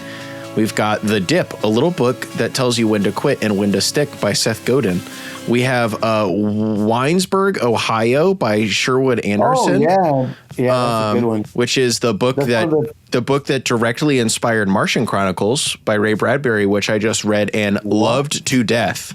That inspired Martian Chronicles? What the hell? Yeah, I was reading, well, indirectly. I was reading the prologue by Ray Bradbury that was in whatever copy of the book I fucking have. Insert cheap paperback 25, right? So cool. And he was like, I had just been writing these short little disparate like treatments about life on Mars as I viewed it in my own weird little fantasy world.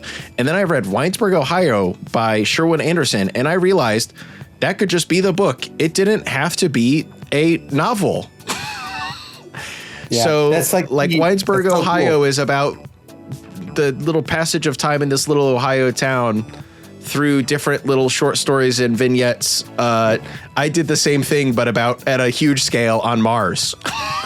That's really cool. So well, it makes sense I'm really 'cause, like, interested to read it.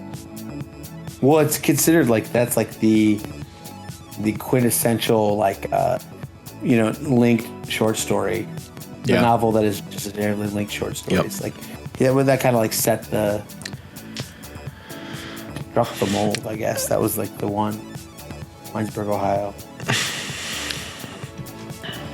That's so cool.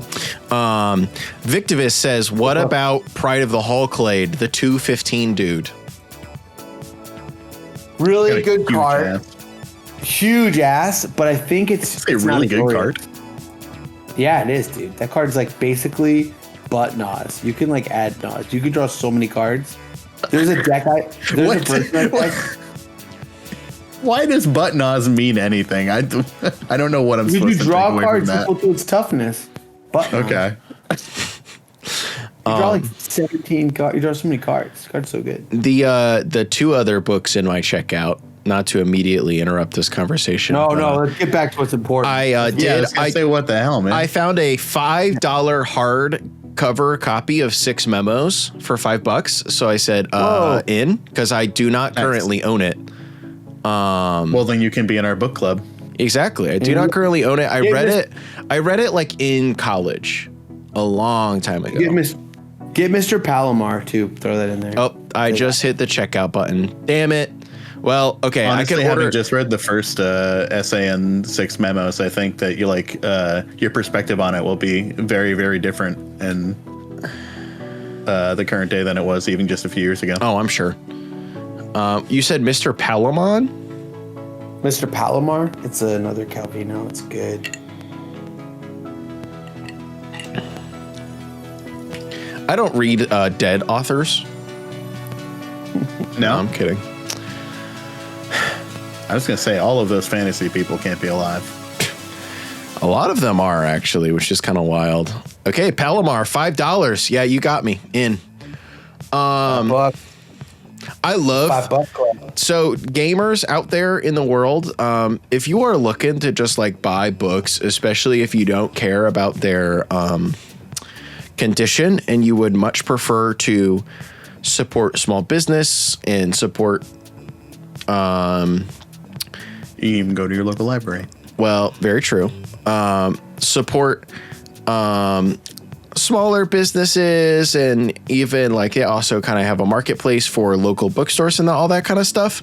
Thriftbooks.com is the truth. It's insane. It's so awesome.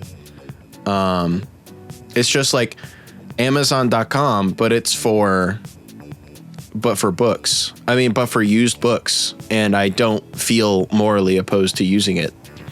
Now, what's a but for book? A what? A but for book?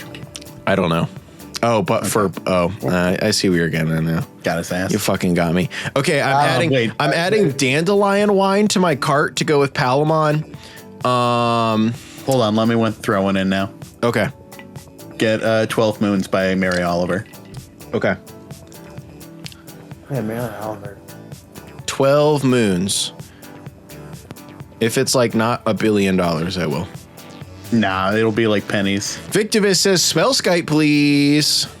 More like smell Skype, am I right, everybody?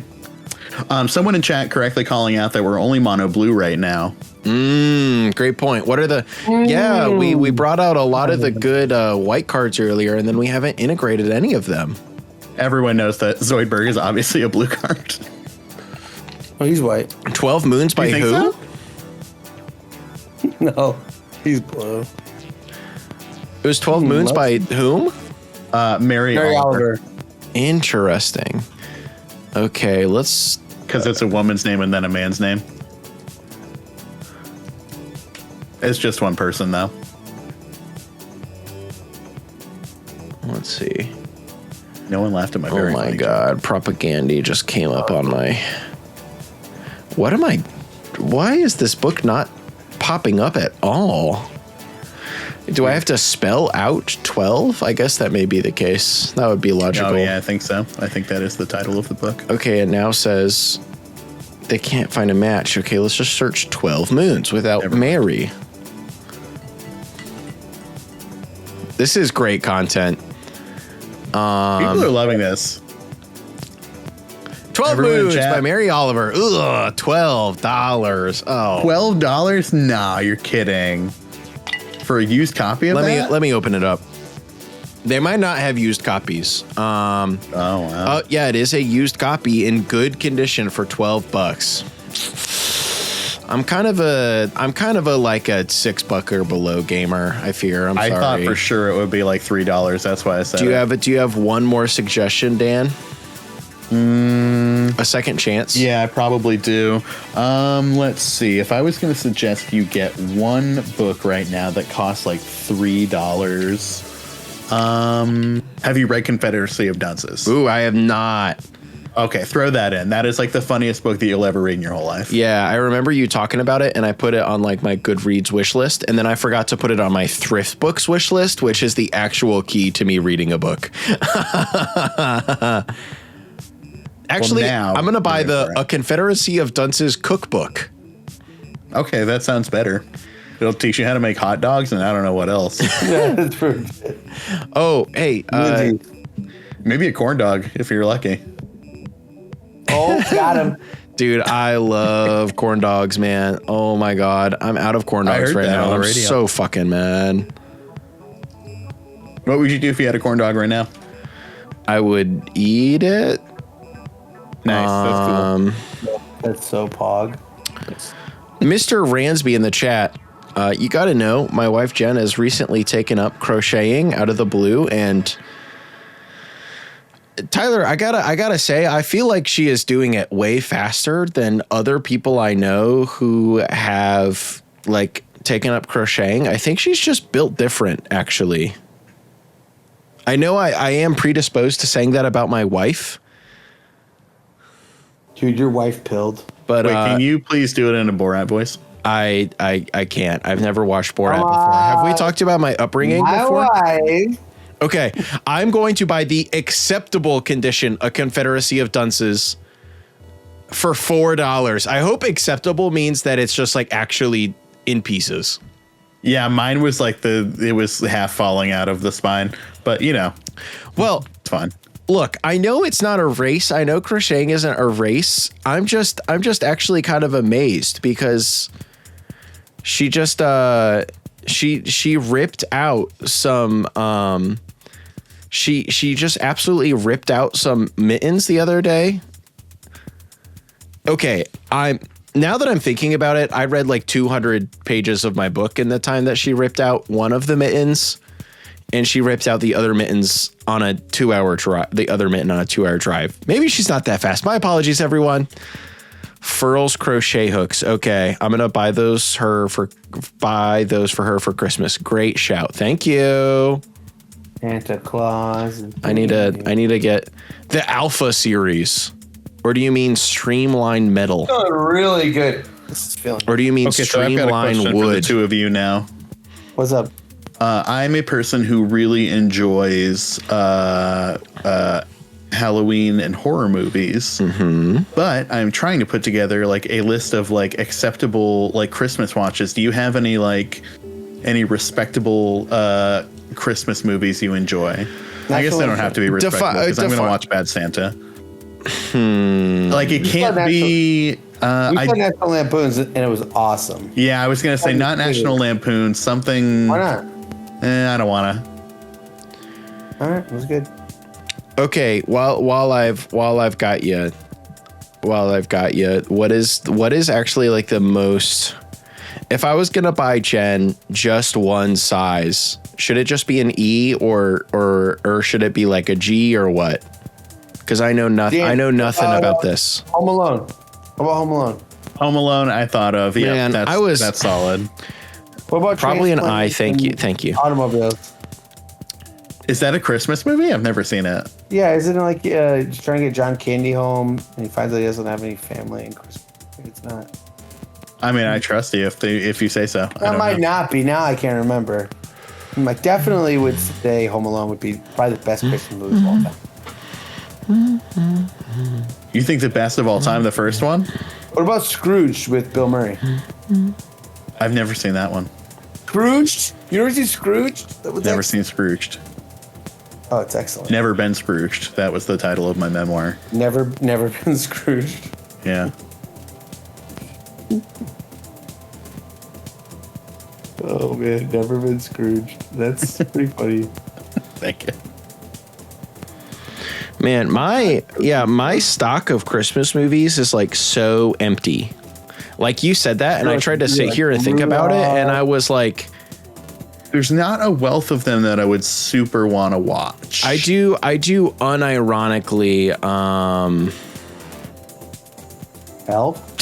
All right, so here's something really funny. Automod has held this message.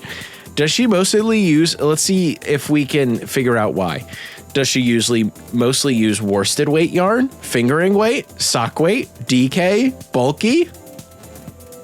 It's fingering. Yeah, it's fingering. Yeah, it's because it says fingering.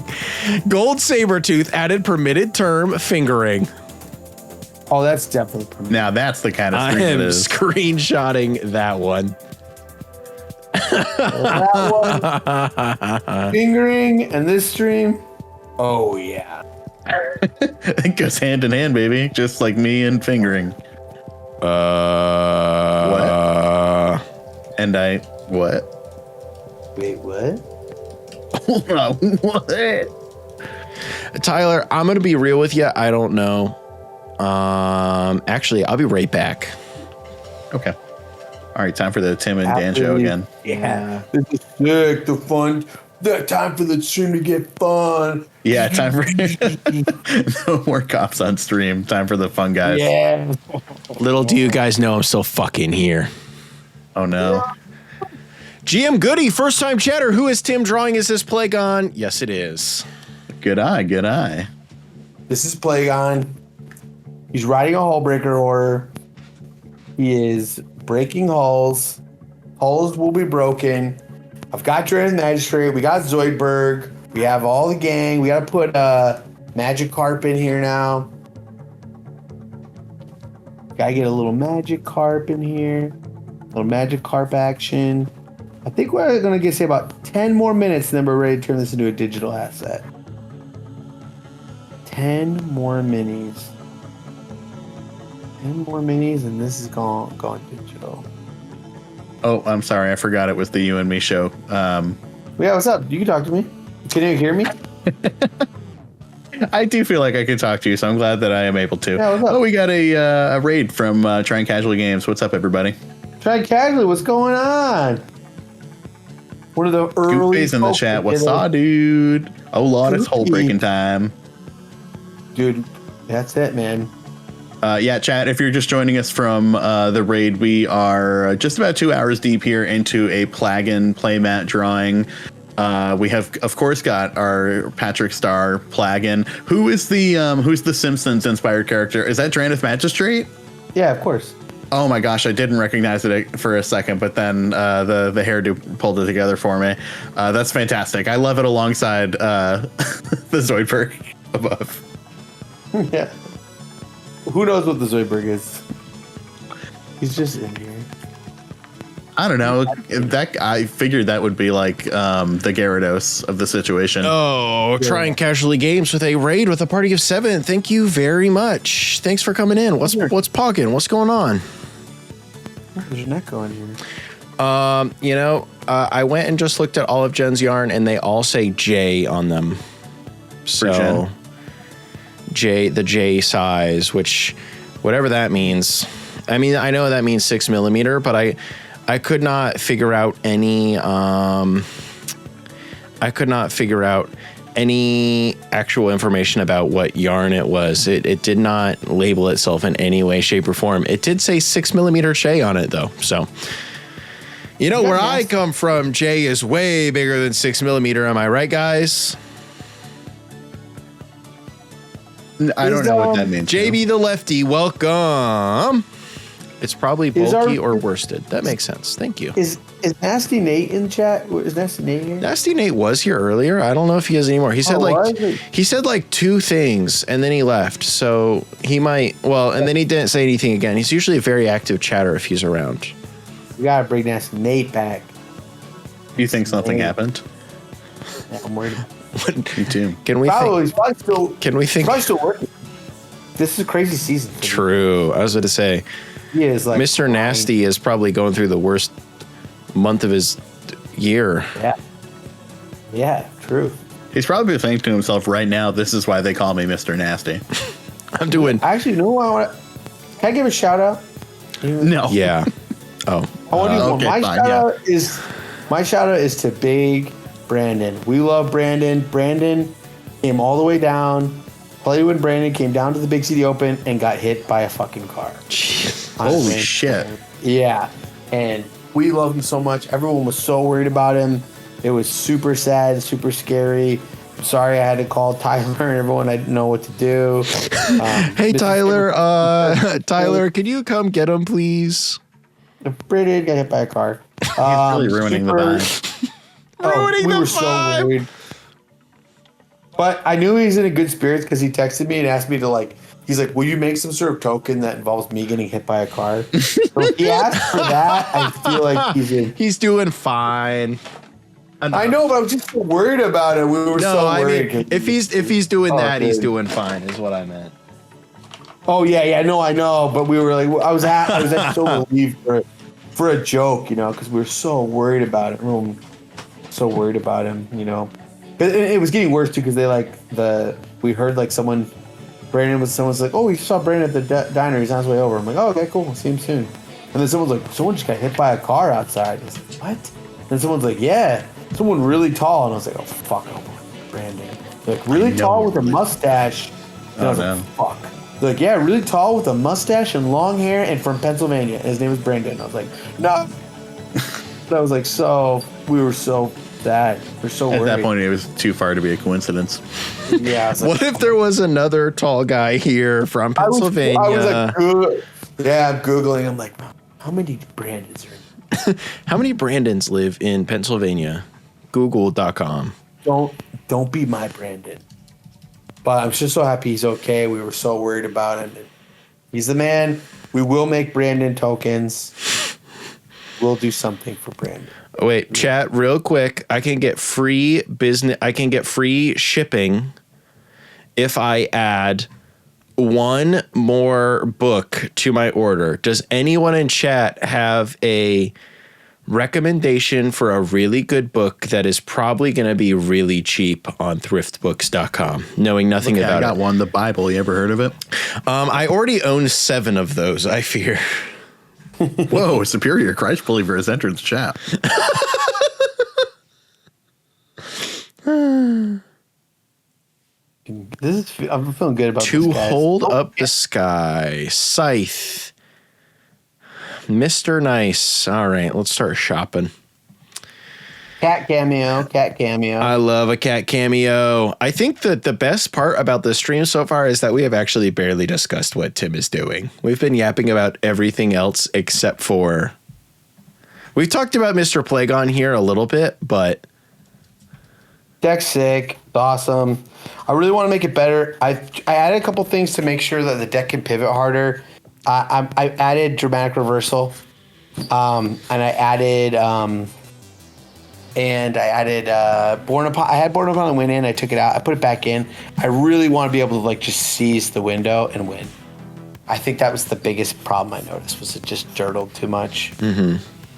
I mean, yeah, it is by default, I think, kind of a very dirtily deck. So yeah, but I want to be able to dirtle, you know, like through advantage, and then seize my window. And I feel like that's what I was missing. Do you run Teferi? Yep. You have to, because he's part of the kitten combo. The hardest part about playing blue-white is as the worst tutors, outside of artifact tutors. And you just lost like your best artifact that you could tutor. Yeah, you just don't have. Yeah, I mean, it might be worth running like. I've run out of the One Ring. It might be worth it to run more artifact tutors and then add Mind Over Matter. I know it sounds clunky, but at least you can like tutor it. You know what I'm saying? And like once you've got One Ring and Mind Over Matter, you win the game. All right, sorry everyone who suggested books in the chat. All of those books were like $12, so I'm gonna order a book that Jen wanted for $4. I'm thinking about my wife here, not the chatters. My bad. Corn Dog Sutra. That's what Jen wanted. You should have just lied. Wow, chat! Thanks for all the great suggestions. I can't wait to read all of these books. Sorry, my brother's calling. My brother's been calling me more lately because like the most problematic ex-girlfriend of his life, the one that totally obliterated his heart, showed up again. Duh. Bad. It's bad, guys. It's bad. I'm gonna send him a loving text. You got it. He's got to let her go. Hey, bro. It's never good. She always means it's just like, dude, this is the one that like totally just obliterated him. Obliterated. It's not good. Bad news. He's got to run for the hills. She's been messaging him, and I'm like, stay away, Marianne. Get away from him. Get away from him. Get away. So the claws have faces. Mm-hmm. That's how you know it's rude. Mm-hmm. I thought it was pretty cool. When the claws have faces, you know you're in trouble. Mm-hmm. Mm-hmm. Isn't it fun to see how fast this can happen? Mm-hmm. It is so sick. I love watching it come together. I love yapping. I love watching Tim draw. And then all of a sudden you look up and you're like, whoa. I look up and I'm like, wait a second. I thought it was really coming together, but it's 10 p.m., you know? What time is it now? It's 9:17. All right, so we're getting there. So what we're going to do is I'm going to add one more little critter here, and then I will take this to the digital. Oh, we're going to take this to the big iPad. I'm going to take it to the big iPad in the sky. Big iPad. I was hoping make it to a little more voluptuous. I was hoping to earn a free book from Thrift Books this time around, but alas, no luck. Maybe one day. You know, I think I'm digging like just the sort of simple composition you got for Plagon right now. Just like the subtle upward lifting arms. You got kind of like a Rise of the Deep Realms thing going on here. Thanks. Yeah. Great point. I don't know anything. See, I like where this is going. It's like I'm looking at a picture of Magikarp. I don't know what Magikarp looks like, cold. Mm-hmm. You know what I'm saying? He looks like a freaky little fish, but it's a weird type of freaky fish, Chip, come on, girl. Get out of here. Chip. She's so cute, though. Can you really be mad at her? She's so cute. Yeah, I can. She wants to do art too. I'm so pissed right now. She's so cute, though, dude. Yeah, that's the part you're not getting, Cal. What? Cute cat. But Cal, she's so cute. How cute is she? Yeah, for $1, name a cute cat. Chip Serrano. Shit. Angry Cat, was that the name? Angry Cat was a cat for sure. Bring back Chib. Dude, she'll come back. She has like naming all of their own cats in the chat. Dude, the thing on the Chib is though, she's got her little I have like a little container with like her little shrimpies in them. They're like it's just from Temptations cat treats, and the flavor is called Shrimpy Shrimp. They really just like ran out of ideas. They're like what they're like tasty tuna something. Like, what do we call the shrimp? Like, they're like, fuck it, just like Shrimpy Shrimp. How was that? And they're like, yeah, whatever. We'll just be a placeholder. And then they went to production, and they're like, oh shit. It immediately answers the question that you would have if it was just called shrimp, and be like, is it shrimpy though? And they're like, yeah, you kind of anticipated the question, like, how shrimpy is it? Like, well, shrimp, pretty shrimpy shrimp, I'd say. I'd guess. What's up, Dio? Welcome, Dio. Yo, Dio's here. What's up, Dio?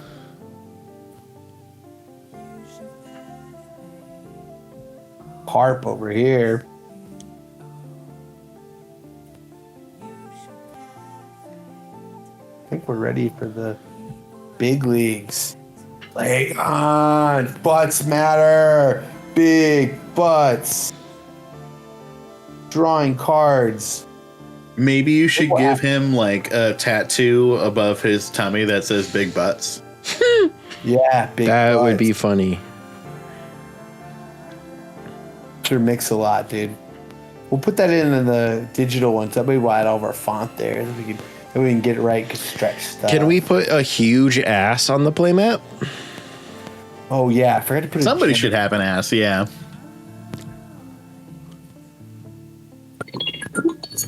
Lord knows it ain't gonna be me. Oh. That's it. Custom. 1 second. I am love you. Dude, my brother is getting a tattoo. Oh my gosh. Mr. Chubbs. Mr. Chubbs was a diner that my friend's family owned. And he like really wanted to get the logo of Mr. Chubbs, which is like this little fat guy with like a mustache and like a little like derby hat. And my That's brother funny. wanted it so bad. And my friend just mailed him the menu. Found one. Get it. That's Pog. I was gonna say that's so pog. I was thinking about getting my first tattoo, and I was thinking about what I would get. And I came up with the idea that I might like to get Garfield, like in the way that people do Calvin from Calvin and Hobbes pissing on something, but I can't decide what I would want Garfield to piss on, and I knew I had to ask you. Oh, this is the perfect thing. You wait. You just get him pissing on nothing, and then you'll know what to get him pissing. You get the thing. Oh, and then get the thing that he pisses on later? Later, yeah. Oh, that's a really smart idea. Yeah, and then you'll know later what he's pissing on. It's True, that's true. Dio said, "Is that Dan and Cal, the A team?" Thank you, Dio. Yeah, Truly. it's Dan and Cal. I'm Dan, And I'm Cal. and we're this is the Harold's Horn podcast. Welcome to the Harold's Horn. We're sleepables. On this is episode, we have a great slate of news for you. Let me tell you. Eternal Weekend was just happened over in Prague, and then Pittsburgh just flew by, and Japan, it wasn't that long ago either. Dan, it's kind of sad, you know, 'cause they got these legacy tournaments, they've got these vintage tournaments. It's about the only thing that these players get to have anymore, and it's just. Why are you Both just of the verbatim formats are a spoiling the mess. show that we did earlier? Bosch and roll just keeps winning. Wow, that's literally like everything that we said. We just spoiled basically the show. That was like 40 minutes of the hour that we recorded. Down to Tim filling in the man. Tim, Bosch and Roll just can't stop winning, which Emma said. Oh, really? Yeah, it's true. Yes. Can't stop winning. I love him. This is also this stream doubles as like a Brian, Aphrodisiac? like Koval, yeah, Aphrodisiac, and a Brian Koval like stan streamer. I just like really love Brian. He's such a good Magic player and a fun person to hang with. He's a great guy. Really, He's someone that like I could have easily seen of like being like, well, I don't know if I would want to hang out with you because he can be so reserved. But man, like when he feels comfortable around you, he is such a fucking hilarious dude. Mm-hmm. Yeah, exactly. Yep. But we also have Eric English in chat who has beaten him many times. Oh, So we have another good shout out to Eric English who I've only beaten him formats that aren't real. excellent Eternal Magic player. If you're still there, if you're not, Eric, you're an awesome Magic player. And shout out to you. He's a New York State player who's like really good Eternal player, but also he's gotten into CDH recently. that's sick. That's really cool. Damn good Magic, yeah. Very fun. Alright. I love good Magic the Gathering players. Yeah, shout out to the Magic players in the chat. Anybody play Magic here? No, I try not to. Okay. I barely play Magic anymore. It's kind of embarrassing. I really get it in when I can, but that time is not like when I can is way less than it used to be. Yeah, honestly, I can make like less and less time to stream, just working more. Eric English, you want to buy this sketch when you finish it? Send me a DM on twitter.com or bluesky.com. What Eric does, dude, just because I compliment him, dude. Eric, God bless you, dude. Yeah. Eric is such a good Magic player. I played Eric once on Nadu, and it's just like his Magic heuristics are super. You know when you're playing, you know what I'm talking about when you're like, you could play a great Magic player in like any format, and you can kind of like, okay, you are very good. It's Yes. like I know Tyler doesn't play a lot of other formats, but like Tyler is just. Cracked.com at the old. Smart. And he's so smart. He's so smart. I was like torturing Tyler at the Play to Win tournament because we were like agreeing to draw, but like I don't know why I was doing it. I was like making him play out like his combo turn on Kinnan. I was like, all right, go ahead, play it out. Yeah. Now what are you gonna? What are you gonna do with that Celestial Dragon, huh? Tell me what you're gonna do with that Celestial Dragon. Okay, then what's the next step? Yeah. What do you guys think about? Anybody really like the Magic card during Vitality? The card is cracked in half. Anybody else think that? I just played it for the very first time in Tymna Thrasios, and the table deemed it a must-kill threat.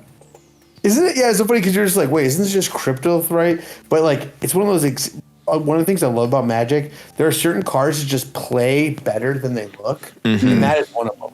You just like read it, and you're like, yeah, that's good, I guess. But then you're like, it just plays so much better. Sometimes just like being green and being like, you can green sun for it, and you know, like or like little things that you don't think, just like they add up, and it makes this like crazy. This looks good. Fuck, man. Yes, it's sick as hell.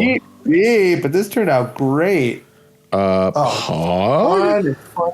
Yeah. Excuse me, chat. Are we pogging right now? Can I get a check-in with chat? This is good. I love this.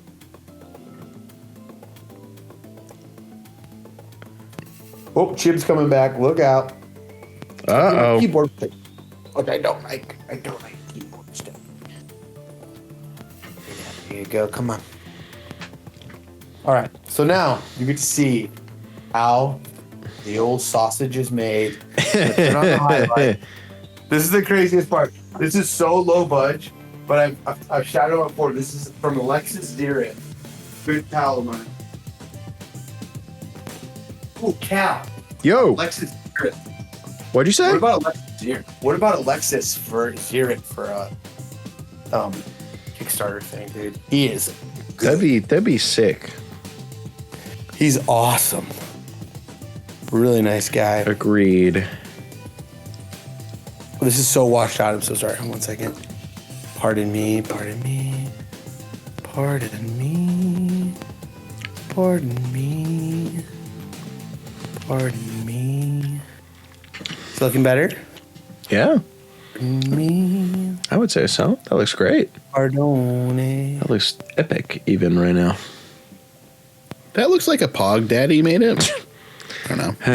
Is that good? Somebody so pog must have done this. Okay, cool. So now I'm gonna just I'm not even like as nitpicky as I used to be.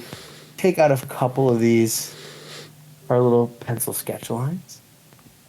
We've got our whole cast of like the big butt crew coming in tough. Man, this playmat is gonna be cool as hell. I know, yeah.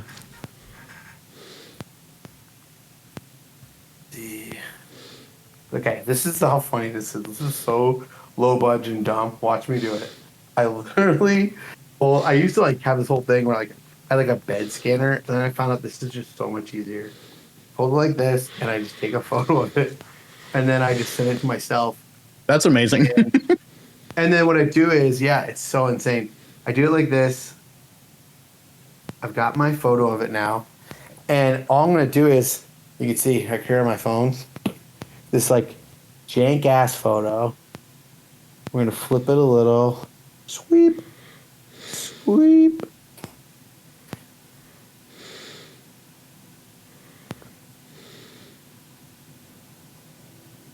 There we go. And then I'm gonna go to this. I'm gonna change just the contrast, a little exposure a little bit. Actually, I don't wanna fuck with that too much. I really want to fuck with the contrast. Blast it out. Brightness, whatever. Black point, go black point. That way we can, yeah, it looks good. I got that image there, right? I'm going to crop it. I'm just going to rotate it. You can even see what it looks like. Done. And then I'm going to send that to my computer, and you can see the next step. Man, this looks really funny. I really like this. Mm-hmm. Yeah, I think excellent use of space. Composition looks fun. And we got room to grow and add text and do some fun stuff after this, which is always cool. The grid system worked, I think. Yeah, isn't that funny how that happens? It kind of like, yeah, you're noticing like it looks goofy at first, but it really kind of just like holds the composition together. Definitely kept everything very orderly. Amidst the chaos. Yeah, So- yeah. Like I think it's because we have watched it go from like the grid canvas to this now that like you can really see where the grid lies, but it's like this guy's well amongst all the chaos going on. Right. So if you're looking at my computer now, I don't know if this will show up. Can you see it at all, or is it too crazy? Yeah, I can see it. Okay, you can see it a little bit. Yeah, it's not that crazy. Okay, cool. Awesome. So It looks I'm a little bit working better here. on stream. Okay, cool. To me, it looks cuckoo bananas, but I'm just going to stretch this out a little bit because I know, not like stretch it out, but just extend the borders and the canvas because I want a little bit of room to work with. I don't want to impinge upon the image too much. A bit wider because I don't want to distort the image too much. And then I'm going to I'm just going to go to I'm going to go to adjustments. I'm going to posterize. I only want 2 levels. I just want black and white. And what I'm going to do is I'm going to take it from black and white to black and nothing. Do you get what I'm saying? Mm-hmm. So by that I mean just the black stroke and everything else will just be a little checker. So how do we do that? The first thing I'm going to do is I'm going to adjust the image size. I'm going to do 24.5 with, I gave myself like, 5. I gave myself a little wiggle room because that way Gamer Mats likes it and they don't want to kill me. And and I like it because it does give me some room around the margins I can have fun with. So here's our image. You can see I anticipate a little bit of the squish, but it still reads. Like I made Zoidberg a little more vertical, but now he actually looks right. Do you see what I'm saying? Mm-hmm. I knew it was going to get a little bit of a pull. It's not much, but it's enough that if you don't anticipate it, things look weird. The next thing I'm going to do is I'm going to go over here to select. I'm going to select color range. And these are some fields I do. I just do localized color clusters, maxed out. I've got everything. And you'll notice it looks like I've highlighted the black stroke. I'm just going to copy it, make a new layer, and then I'm just going to delete the original. And yes, I am sure. And then all that's left, you see what I mean? It's just the black stroke on negative space. Do you see that? Sure Yeah, do. no? Yeah, I see that personally. All right. I know. I'm sorry if this is a repeat for those of you who've been here before. So I'm going to say Plagon. I'm going to save it as a Photoshop doc. Put it on my desktop as a PSD. I'm going to save it. And now I'm going to share it to my my iPad. And now we're going to color it. Is everyone ready for that? And then add any kind of little additional embellishments. Funny text, inside jokes, yin-yangs, farts. Oh my God, Tim, I forgot to tell you that when I was home for Thanksgiving, my niece has this little whiteboard that she writes shit on, and she absolutely had the Stussy S on it. Dude, no way, dude. The Stussy S is eternal. Truly, not going anywhere. They're going to be on like the pyramids of Giza and find like the Stussy S. Literally. Yes. Okay, go to gallery. And I'm going to send this to me right now. Send it to my iPad so we can work there. I'm going to go here to airdrop. Okay, airdrop. You can see my corn dog drawing here. Cal as the Herald's Horn. I love being the Herald's Horn. Drawing every time we do a Herald's Horn recording. We have a question in chat. Invictus7662. What's the backstory behind the chunky joke for Atali? Oh, it comes from I Think You Should Leave. Like there's this game show about like Chunky, pretty funny. And then I know that like Cam really loves that show, and he just like the dinosaur is like a big chunky creature, so he like keeps making the joke about Chunky. Like, that's a Chunky. So it's kind of like a joke from this like fake game show with Adam Sandberg on the thing. And it's just like a funny character, but like calling it a Chunky is like, it's kind of like riffing off of like the idiocracy of like television shows where like they have like a dumb gimmick. And that was like the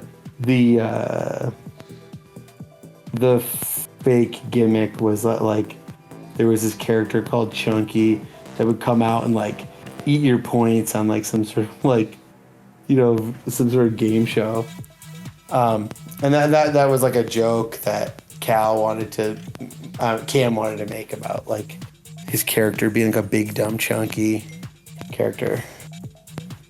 That's awesome. Yeah. Okay, so I got my little guy, and then hold on one second.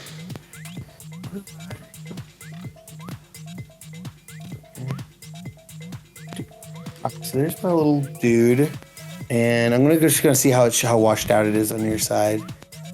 It looks. I think I could turn off the overhead light now, because it has dumb light.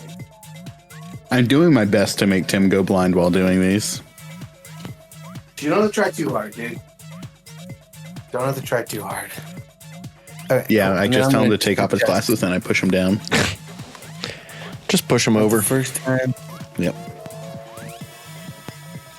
That's kind of funny. Just like just lit up.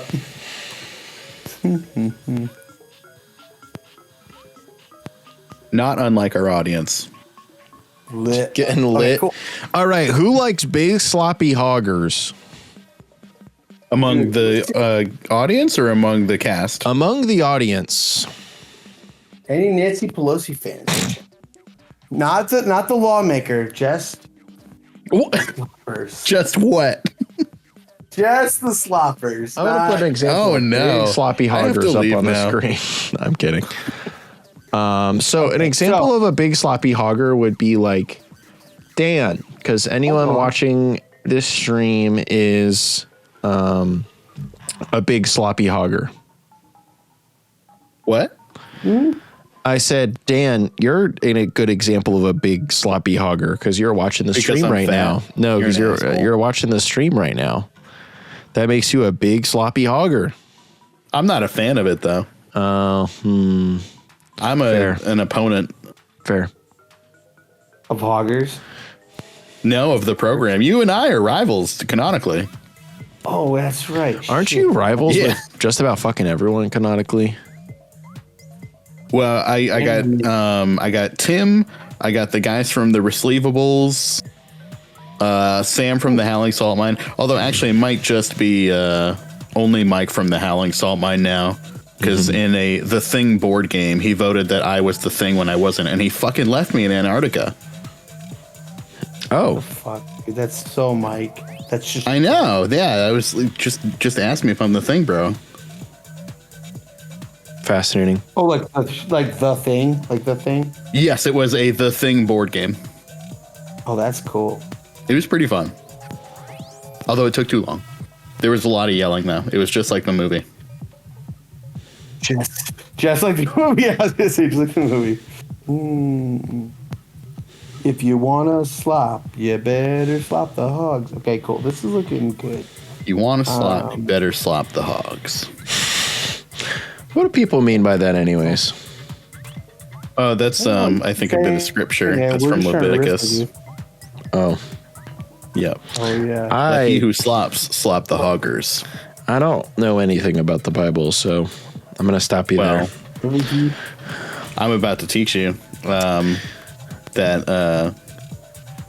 he who slops first, slops last. Oh, what does that mean?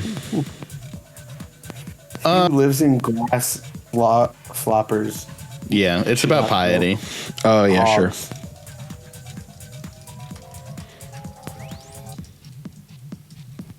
Squeebly beep. Right now, what I'm doing is kind of like just cleaning up some stuff, bolting up some lines.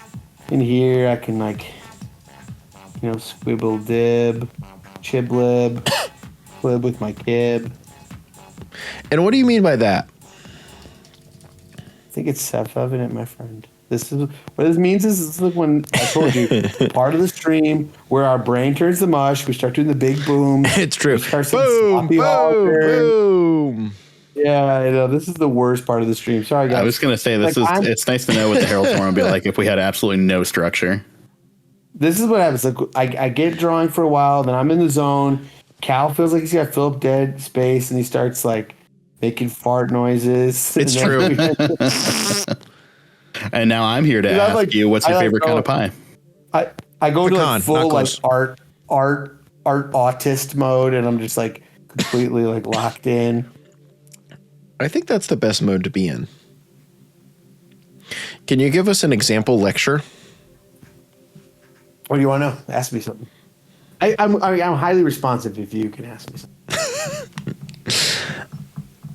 What makes you believe in the milk of human kindness?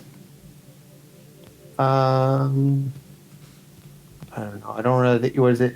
You don't need to believe in something that you have experiential knowledge of. I think people are kind. See you, Mr. Ransby. Thanks for coming by. Dude, yes, we scared away Ransby. But no, yeah, this is super fun. I'm glad we got to draw Plagon. The cool part about the stream, I think, sometimes it gives us the opportunity to make some playmats like I wouldn't normally make. But we need to make them in this like kind of like contemporaneous, like fun way. And I'll do like a small drop of these and see how many people want them. It's just silly and fun, and I'm having a ball. I'm gonna do limited colors with this one. Again, I've really had fun doing like 2 or 3 colors, like limiting the palette. Been super fun too. So this one got his little hat, crazy hat, right? Yes.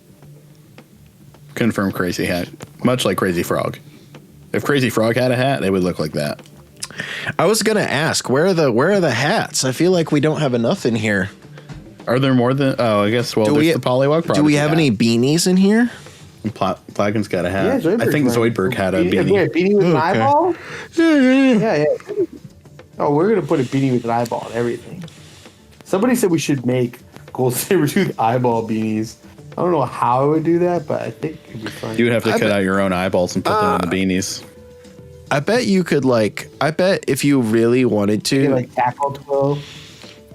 There's probably you'd get like a stock beanie and you could probably do it with like embroidery. Dude, Mrs. Sabretooth. I think so, because like on Bonfire, I can put my logo on a beanie, so theoretically you could put an eyeball on a beanie. Really? Yeah, I bet that's something you could do with stitching. Personally. Chat, should we make Goldsabertooth eyeball beanies? I would wear one while I did Redacted. Yeah, I think that'd be sick. The Starmie is like, I'm a starfish too, dude. Forget about me. Splish splash, baby. Oh, and something I like to do. I'm sorry, Tim. Go ahead. No, go ahead. No, I was going to say a dumb thing. You were going to say a smart thing. Oh, smart thing I was going to say is I like to do, I think I've showed Kat this before. I like to bring the grid back sometimes just to make sure I'm not losing it, So I will. Oh, I can zoom in. Holy shoot. Can I really? I can zoom in. Oh, I can zoom in a little. Is that better for everybody? Is that better? I think that's fine. It works well. See it better? So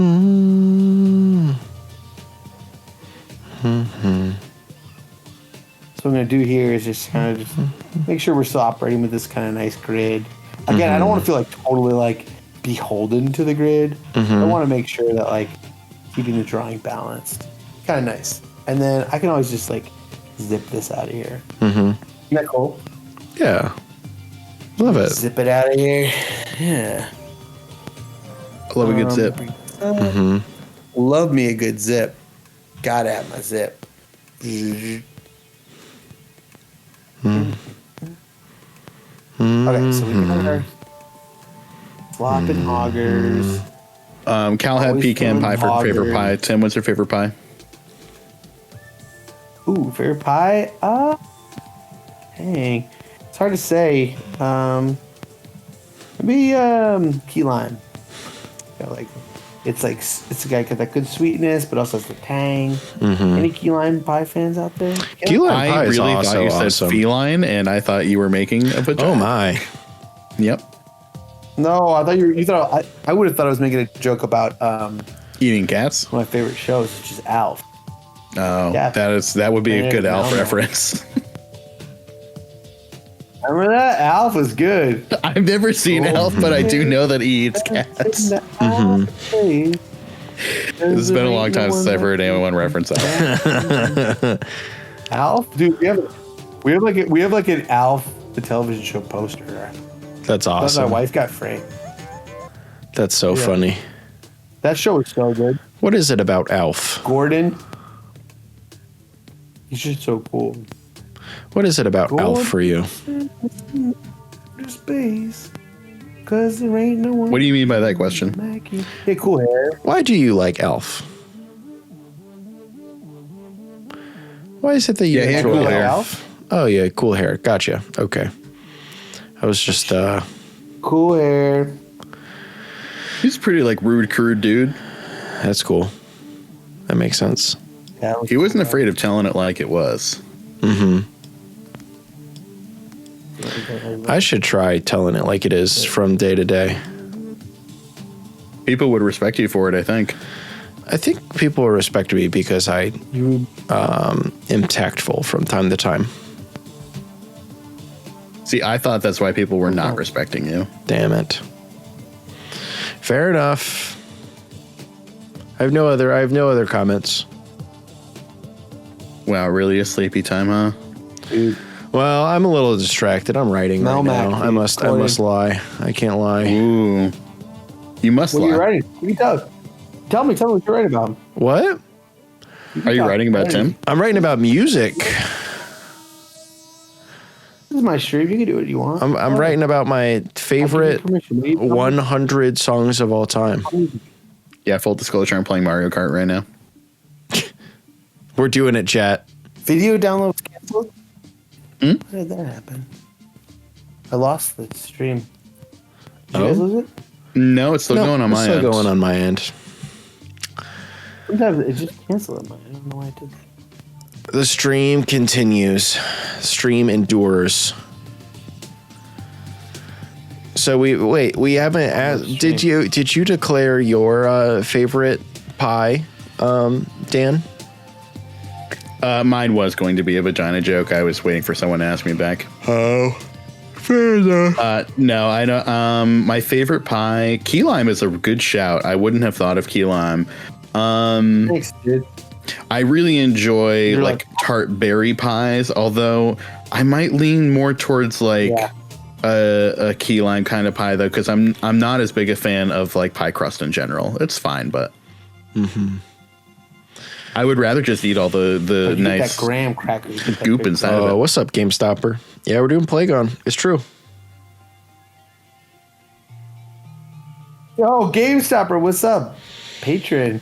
Any of my patrons out there? I know I saw Moon, I saw Theo, I saw GameStoppers here now. What was the so when I lived in Montana, there was the big pie was huckleberry pie. Because what is that? Huckleberry is one of those things that it's like huckleberry, it's kind of like blueberry, but it definitely is zippier. Blueberry is a rounder taste. It's definitely is a tartar, more tart. But it resists. Yeah, I think you would like it. It resists cultivation in like a really kind of confounding way. So what they do is people really love it, but you can only really find it wild. And it's like super sought after. So it kind of makes it like a thing. It's like morel mushrooms in the Midwest. Like yeah, I was gonna say that sounds like people with fiddleheads about it, you know. I love morel mushrooms. Right, something like that. I love morel mushrooms. Yeah, so it's dude, they're so good. But it's like that, you know. People like there's like stories of being like these farmers in Montana like killed each other because someone disclosed where the huckleberry patch was. Like that's always like stories, you know. And but there's this place we used to live when we lived in a glacier called the Two Med Grill. It was like this like diner in East Glacier, and like they would always be like, they'd be like, "Yep, last huckleberry pie of the season." They'd like have it in a case, but then we noticed like every time we'd come, there'd be like another one slice. And then we realized it was like a scam. For like the tourists, they're like, "Yep, that's the last piece." They would just keep like one piece. That's awesome. Like pretty funny. Hey, One Piece. Hey, There's the One Piece reference. We got there, chat. We did it. We have a One Piece. For whom the One Piece concerns.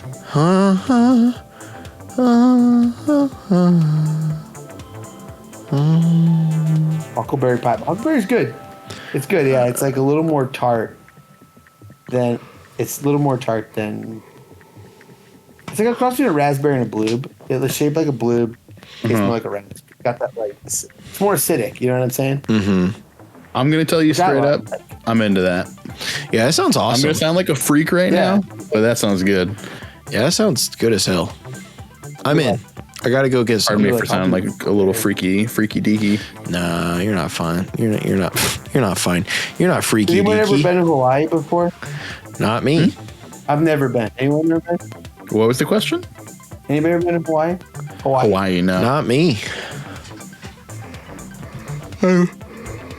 Excuse me. Whew. Hawaii, yeah. I keep yawning. Like it's a cool place. I'm a tired little guy today. Good. I don't know. I think I didn't sleep Good very long well day. last night. I would say so, yeah. How come? I just had a lot to get done. Tossing and Yeah, I tossed and turned it a lot last night, and we were out a little late. I was up late recording Level Up, the Level Up podcast. I love that podcast. Thank you. How's that going? It's going good. We're having a lot of fun with it. It's growing. We have several super fans. Am I one of them? What was that? I would say you're one of them. That's cool. A super fan meaning like people who are just super into it, you know? And just like are enthusiastically into every episode. Eric English said he got to spend a week and a half on Honolulu for his honeymoon last year. Tucson, when as a kid, GameStopper has also gone.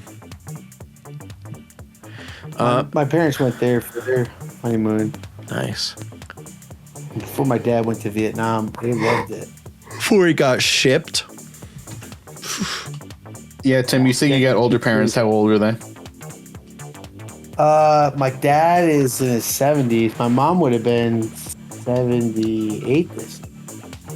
Dad, Okay, so a little bit older than mine, but I guess you're a little bit older than me too. I'm a little bit older. Sure, yeah. So I'm only 16. But they had kids in there young too. Like my brother is like 17 years old. Born on the same day. That's funny. What's that? My mother's awesome. mother has like huge age gap in Similar kids weird like thing? that. Yeah, I think my mother's younger brother is like 18 years younger than she is. Wow. Yeah, you're like those kids who have like aunts and uncles who are like your age and stuff. Yeah, because there's 3 older sisters, like all within like I want to say like 5 years of each other, and then 18 years later, one boy. Wow. That's That's kind of cool. wild. That's how it's not quite as bad, but like Jen is 9 years younger than her closest sibling, which is kind of wild. Wow. Yeah. How many siblings? She has 3 older siblings, amongst which wow. the mode education is a PhD, which is very funny. Smart kids. Good Lord. Yeah. Cal married up, ladies and gentlemen. That's what I'm saying. That's what I'm saying. I'm trying to keep my eye out. If you're a very rich, intelligent woman in the chat and you're a fan of Goldsabertooth, maybe you might be a fan of me. You have my permission. You have my permission to marry Dan. I have to get your favorite streamer's blessing. Yeah, dude. I'm allowed to give Dan's hand in marriage. So. Oh, you're giving me. Oh, I thought you were giving your fan. Oh yeah. Okay. No, I'm giving Dan's hand in marriage to anybody who's interested. Not Anybody who's interested. Anyone who is interested Not anybody. may now marry Dan. Inquire within. The dowry is steep. It is. You do a have to be able to candelabra take care of Thanos, me. A tabernacle. Yeah. You're gonna give me It's away gonna- for a it's gonna require tabernacle? some That's power. $3,000. That's not even that much. You're gonna give me away for a bad car. I said it starts at tabernacle. Okay. It's a steep dowry. Mm-hmm. It's steep. Sounds like it. Dude, I have some. How much younger are you than me? We're not the age. I am going to be 32 Are you in 30? July. Oh, you're 32. I thought you were 30. I'm Okay. 31. Dang, Tim. Tim, how old are you? I am 32. I know some really cool people who are because in grad school a lot of people were younger than me, and I have friends of all ages, olds and youngs. But in grad school, my cohort, I went back to school as a little older, but a lot of people in my grad program were younger than me. Mm-hmm. Some of them had just come straight through from undergrad. Yeah. Mm.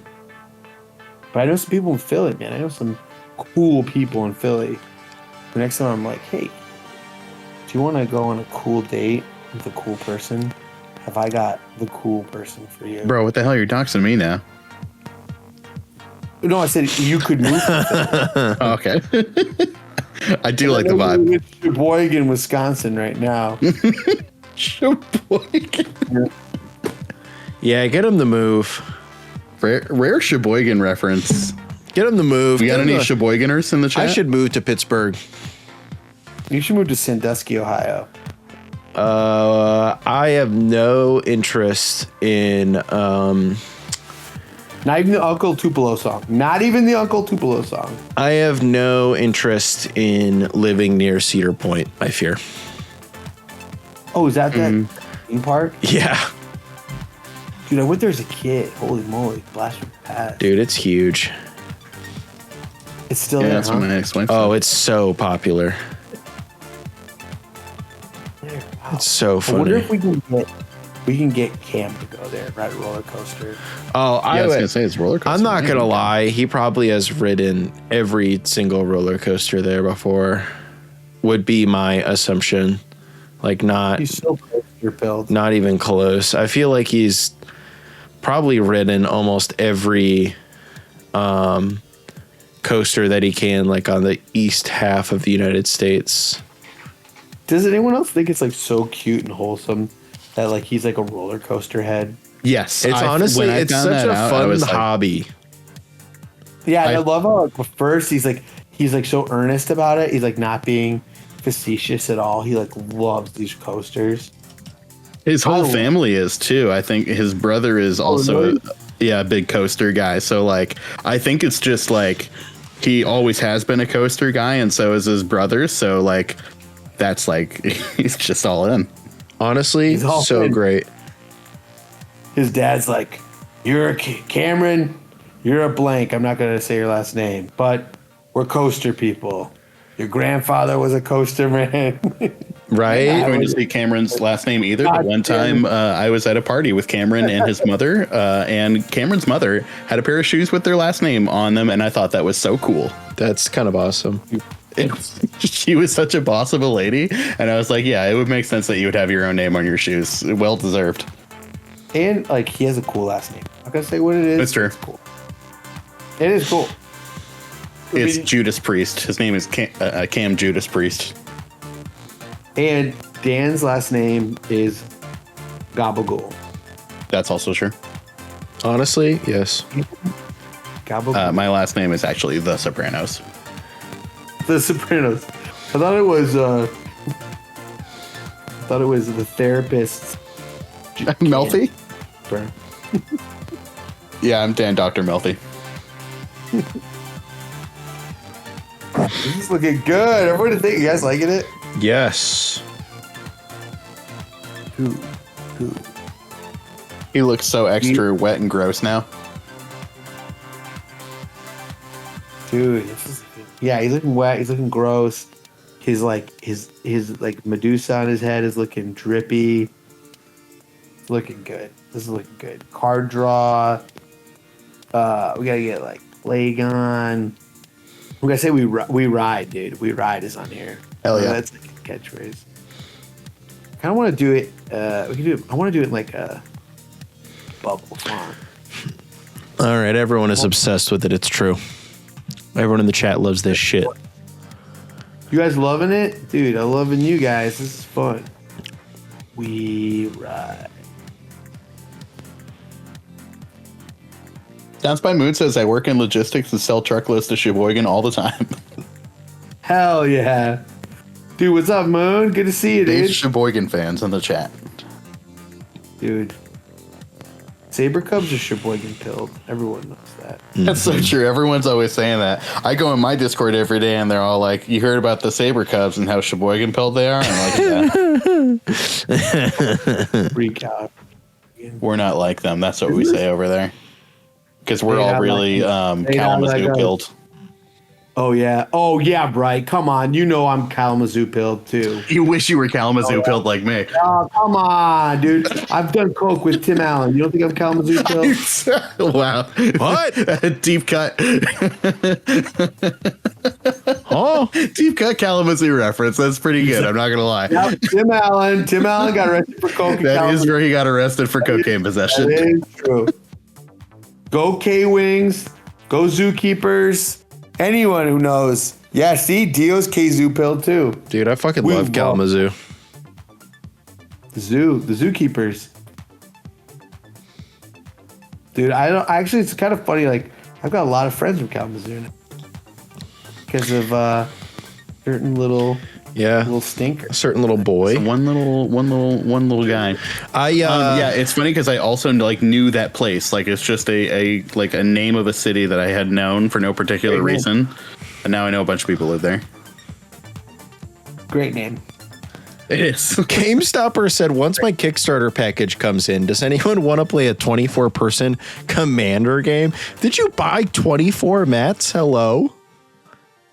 Dude, hell Do you yeah. represent Dude, half of just the... started ordering them. The first wave. I have 11 right now. Oh, I see.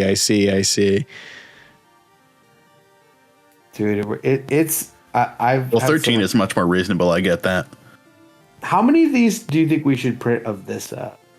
Like 420,000, 69. You know, it's a nice round number. I like it. Thank you. Dude, I wish you guys were at the Big ZD Open. It was so fucking fun, dude. Except I'm in for a Brandon group chat with John online, and seeing all the pictures of him making the sauce was making me very jealous that I wasn't John going. is insane. John, okay, I gotta say, John, I did not realize what He planned for a long time for that. I saw pictures for a long time of what he was going to do about this sauce. That's so sick. Dude. He rolled up with like gallons, like probably 10 gallons of tomato sauce, okay, in jugs. He like if you've ever seen like the big gallon jugs of salsa at like a Costco or something, it was like he had like three or four of those filled with sauce that he had made for like 2 days. That's awesome. Oh, not only that, yeah. And then he shows up, he smokes roughly like a bunch of cigarettes. A much weed that could fit in a Beanie Baby. Or cigarettes. But then he just got cooking. Good save.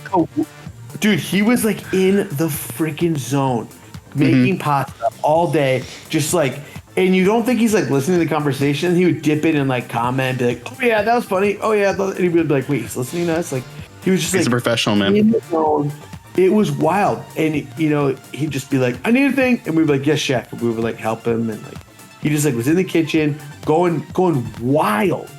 And I can't remember what his exact chef credentials are, but they're pretty serious. He is a chef, yeah. And so like 9 hours later, all the pasta is done. He brought like the chafing dishes, and we got the sternos, and we like had it all like buffet style. The thing, we had 16 trays of ziti. We had like 20 boxes of pasta, all gone. Every single bit gone. Really? Gone. That's amazing. How many people came? Is it 64 players? It was 96 we had, but then the weather was bad, so I think we had up like 75 players. Okay. Well, I can imagine how 75 people can eat 16 trays of ziti then. It was sick, dude. Well, we only that's wanted amazing. Yeah, so I think the next tournament we'll do a big one. The weather was bad. We did hit a winter storm, which was real. But other than that, it was awesome.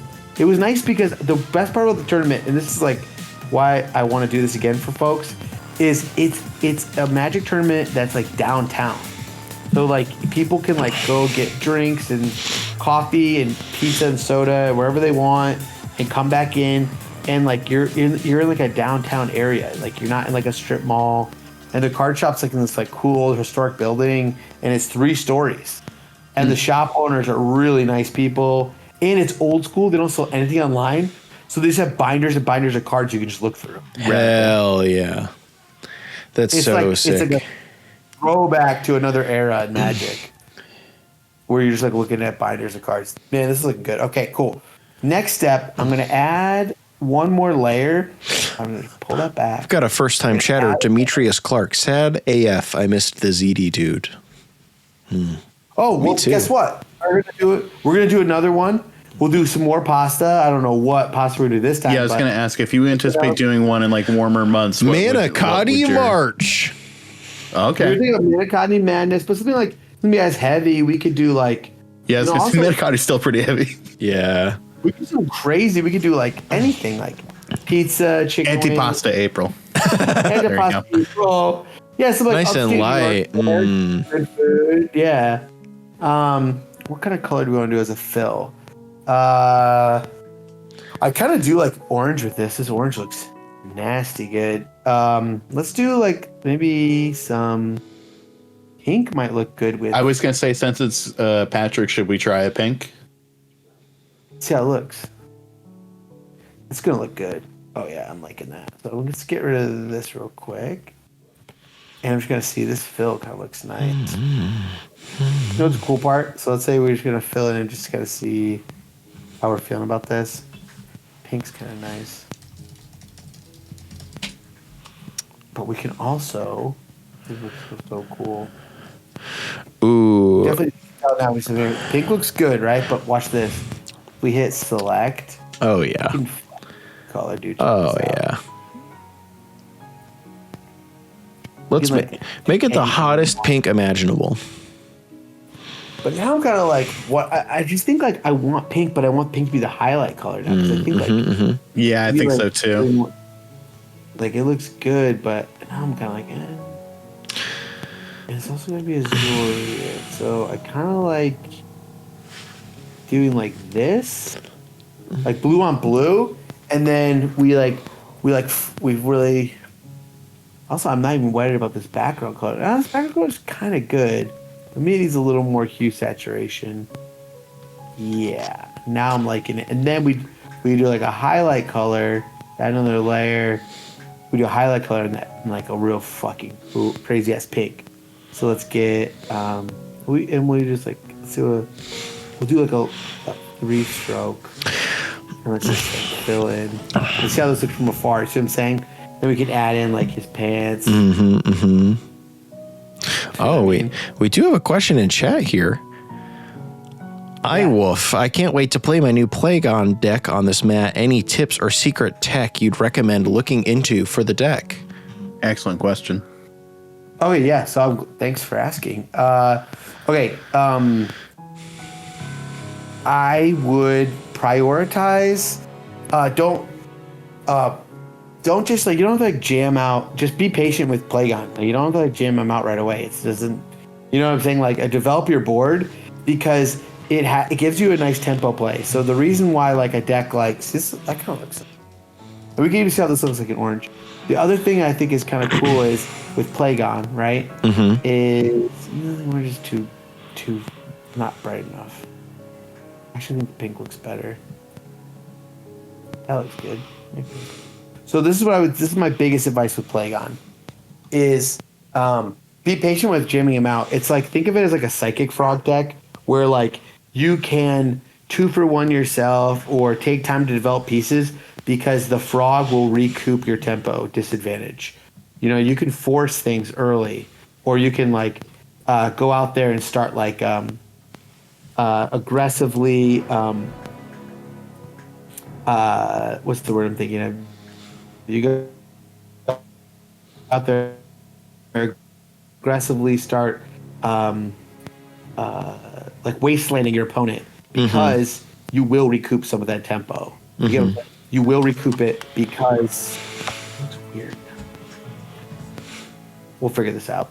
You will recoup the tempo loss. That's all I want to tell you, is because when you cast your commander, see Draenith. If Draenith cantripped, he'd be a lot better card. This deck lets Draenith cantrip. Do you get what I'm saying? So you can like be patient and just like really kind of mess him up, because like you have time to develop like a Dauntless Dismantler, and then be patient because then you're gonna recoup whatever tempo disadvantage you incurred. Do you understand? You know, that's like so cool, and that's like what Psychic Frog does in a lot of ways. Like you can wasteland people and you could 2-for yourself with a force, because like joke's on them, you're just gonna draw cards with the frog every turn. And he's kind of the same way. Plagon. So my advice for you with Plagon is like, I know it's like Tyler, spoiler, played it on an episode together pretty soon that's coming out, and Tyler was like, I'm just like running out Plagon to draw a card and it doesn't do anything. And I was like, I almost never do that. You know, like I almost never just run him out to draw a card. I wait till like the last possible minute to play Plagon. So that way when he comes out, he draws like 5 or 6 cards. And that way I can unload my hand. Even if it's just your commands and just reloads your hand, that's crazy. You know, like think about how long Timna would take you to like draw 6 cards. Like you could make him draw 6 cards. Like be patient. Like if you have an opportunity to play like Delny, that means like when you draw your guy, your Plagon, he's not going to just draw you 1 for Delny. You know what I'm saying? He's going to draw you a lot for Delny. Like he will draw you at least 2, and then any other creature you have. Same thing with Elishnorn. Like I run out of turn 2 Elishnorn a lot in this game, and it's okay to like blow a Lotus Petal or something to run out like an Elishnorn, because it really will slow down the table. There's very few decks that are going to win through Elishnorn. There's very few people that are just going to like blow a removal spell on Elishnorn, because a lot of people actually like spells like Elishnorn around. You'll find out because like they're kind of like, well, slowing down the other player. And yeah, I think the better the players you play against, the more people realize that it's not your responsibility to remove the bad object. Like you wait until you're about to win, or you wait until someone messes up and does it themselves. Right. So nobody's really trying to remove your stacks pieces, which is great. Because everyone's kind of like, yeah, it's not. I mean, like I can just play my Ristic Study and just kill. I don't like mind 75% of the time, it's better for them to have whatever the stacks piece is around. Yeah. So I think he's actually Plagon's better in better pods. I don't think I don't mean better players, but I mean like more seasoned players. If you're playing with like players who are experienced, it actually gets better. I think because people are they're like they don't have like some wonky threat assessment about it, and he really is just a way to like recoup tempo. And that's why I think. Yeah, I think generally one of the hardest lessons to learn in Magic is that being patient is usually the correct option. Yeah. And it can feel like the walls are always closing in around you when you have 3 opponents. So I understand people wanting to be very quick to pull the trigger. But yeah, the longer you play, the more you realize that you usually benefit from being patient and going for whatever it is you're trying to go for when you're ready. Well said, Dan. Well said. That's totally true. So I think that's one thing I've learned about this deck is like being patient really pays off. Just hanging tough. You know what I mean? Like being a little bit of a stoic, and you're just like being patient. Develop these pieces, cards that like definitely were getting cut pre-bans. Like people were cutting Drannith pre-ban. You know what I mean? Like if this deck could play like a card like Dolphy Voidwalker or Oppo, it would. You know what I mean? It's like it's that kind of card, like asymmetrical stacks pieces and very kind of like targeted stacks pieces are excellent in this deck because they slow everyone down.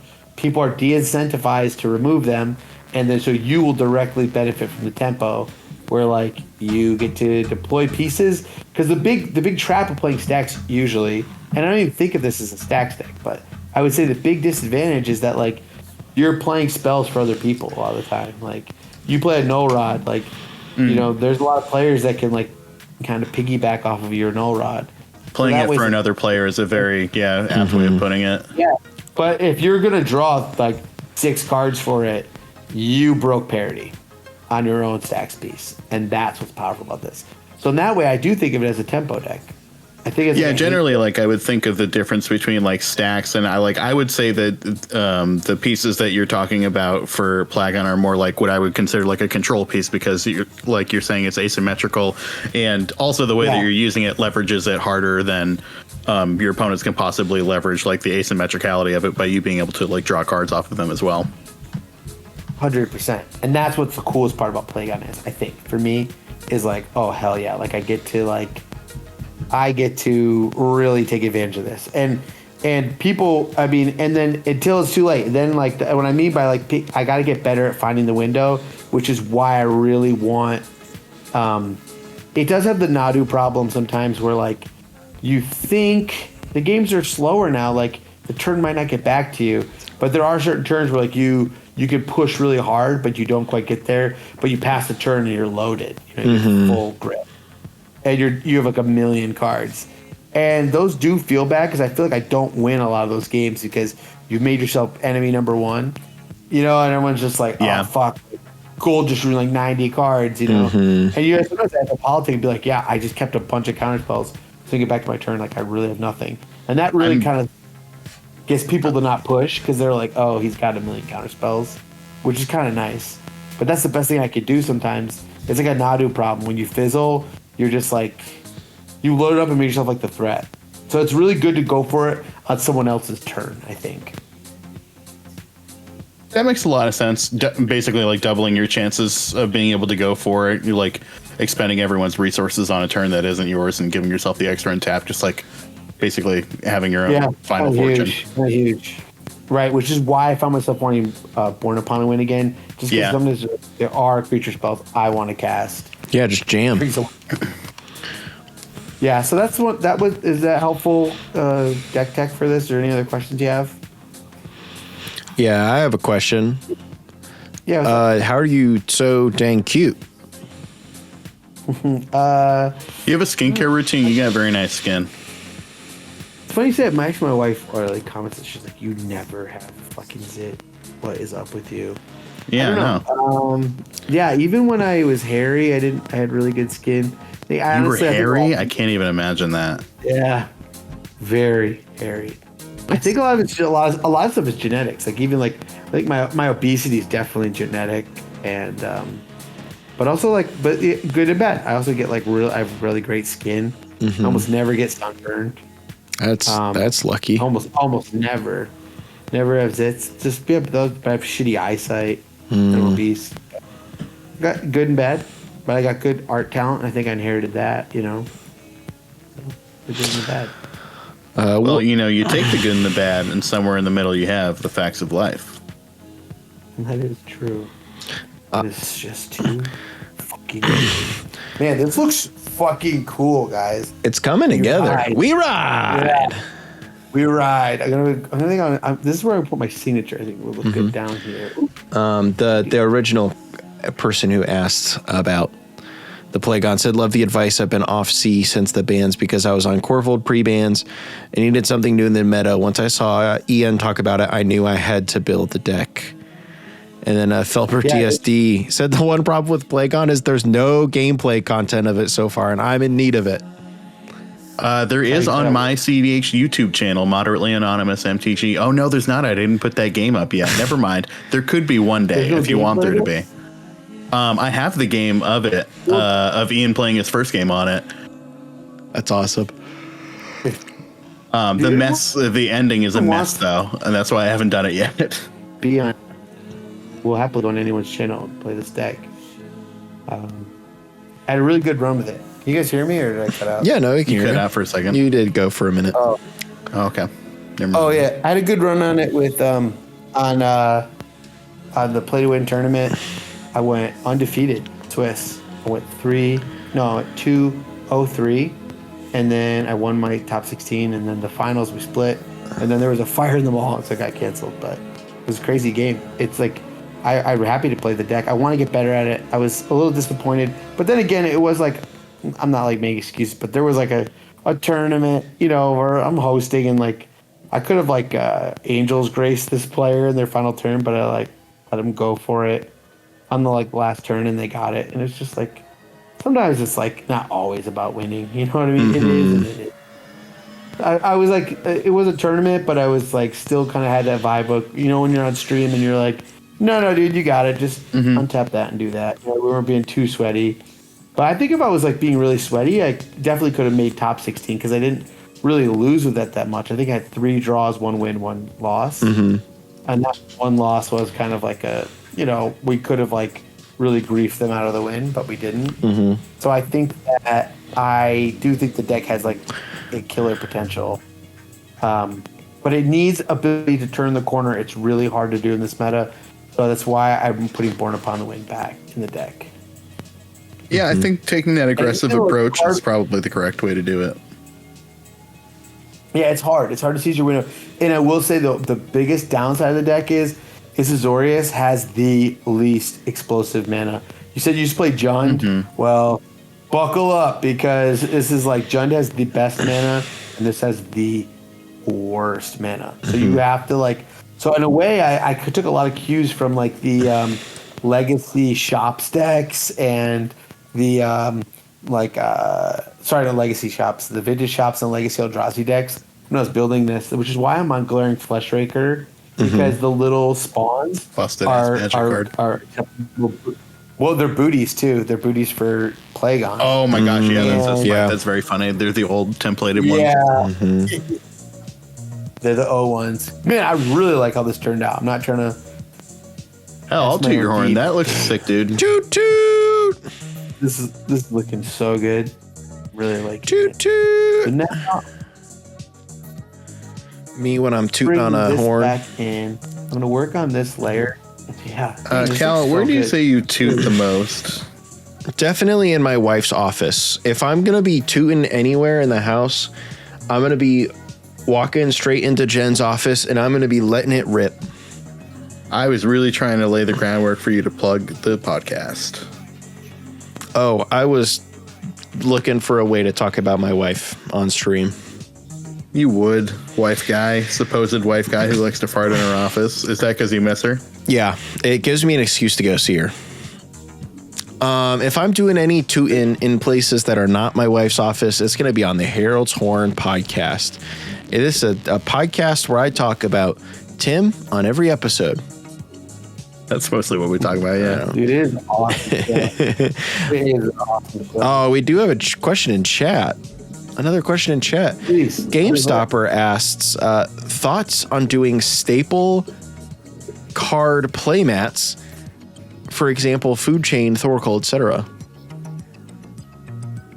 You know, it's an interesting idea. You know who's doing a really good job of that is my friend Jacob Paris. If you like that kind of stuff, true. Hit up Jacob. Jacob right now is doing he's like a brain freeze one and stuff. But one thing I would like to do that's maybe on that wavelength, but not necessarily, is I want to do like wedges or shards.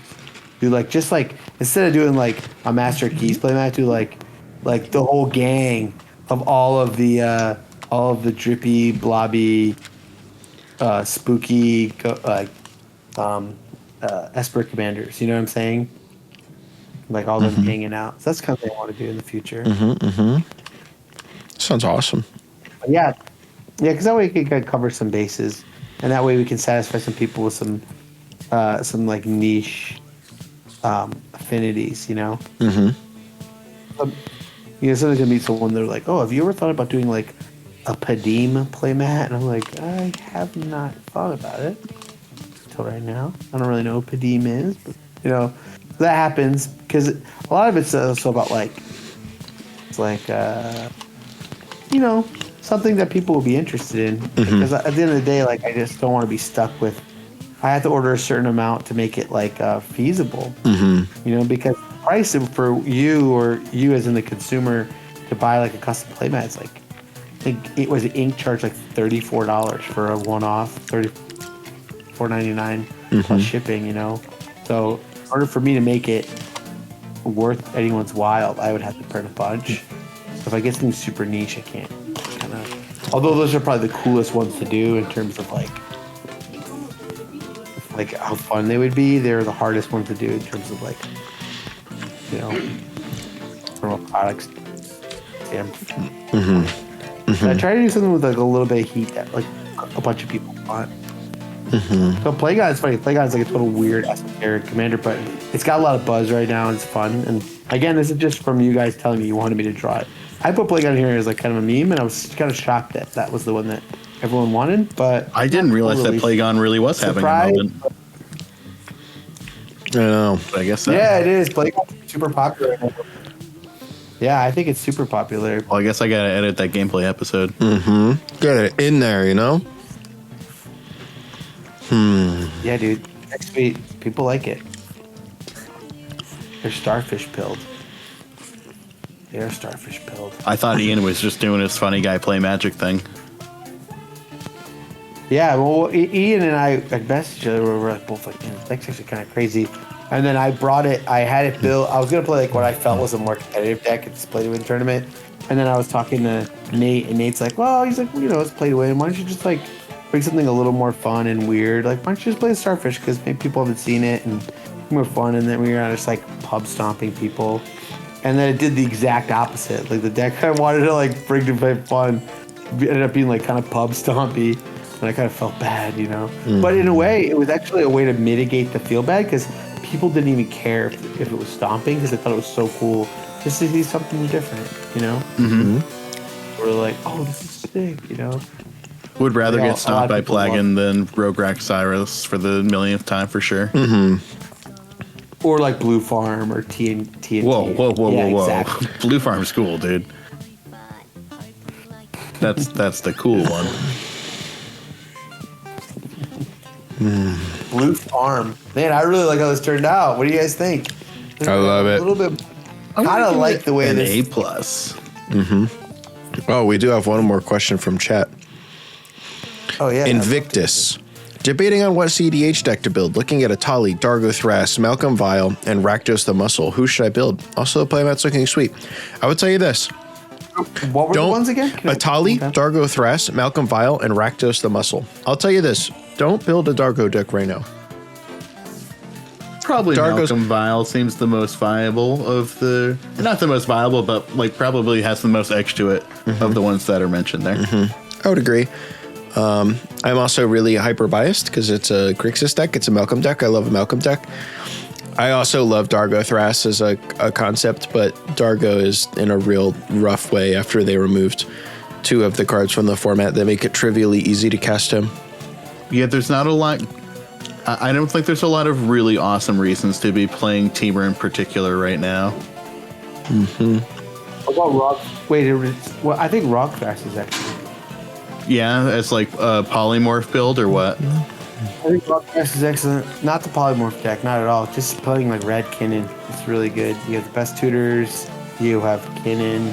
I mean, you have Thracius in the command zone. You have Rograk, which is the best mana commander. You have the best mana commander, and you have the best like control commander, mid-range commander. So. What about the angle on the win conditions? Is this like a breach deck? I think you win. I like to win with in that one. I would win with like Kiki stuff, or just like any of like the devoted druid. You could do like devoted druid. You could do any like kitten stuff or make it a hull breaker deck because you've got an outlet. Any infinite mana combo is going to work in that deck because you've got, you have Thracios. You know what I'm saying? Know what I'm saying?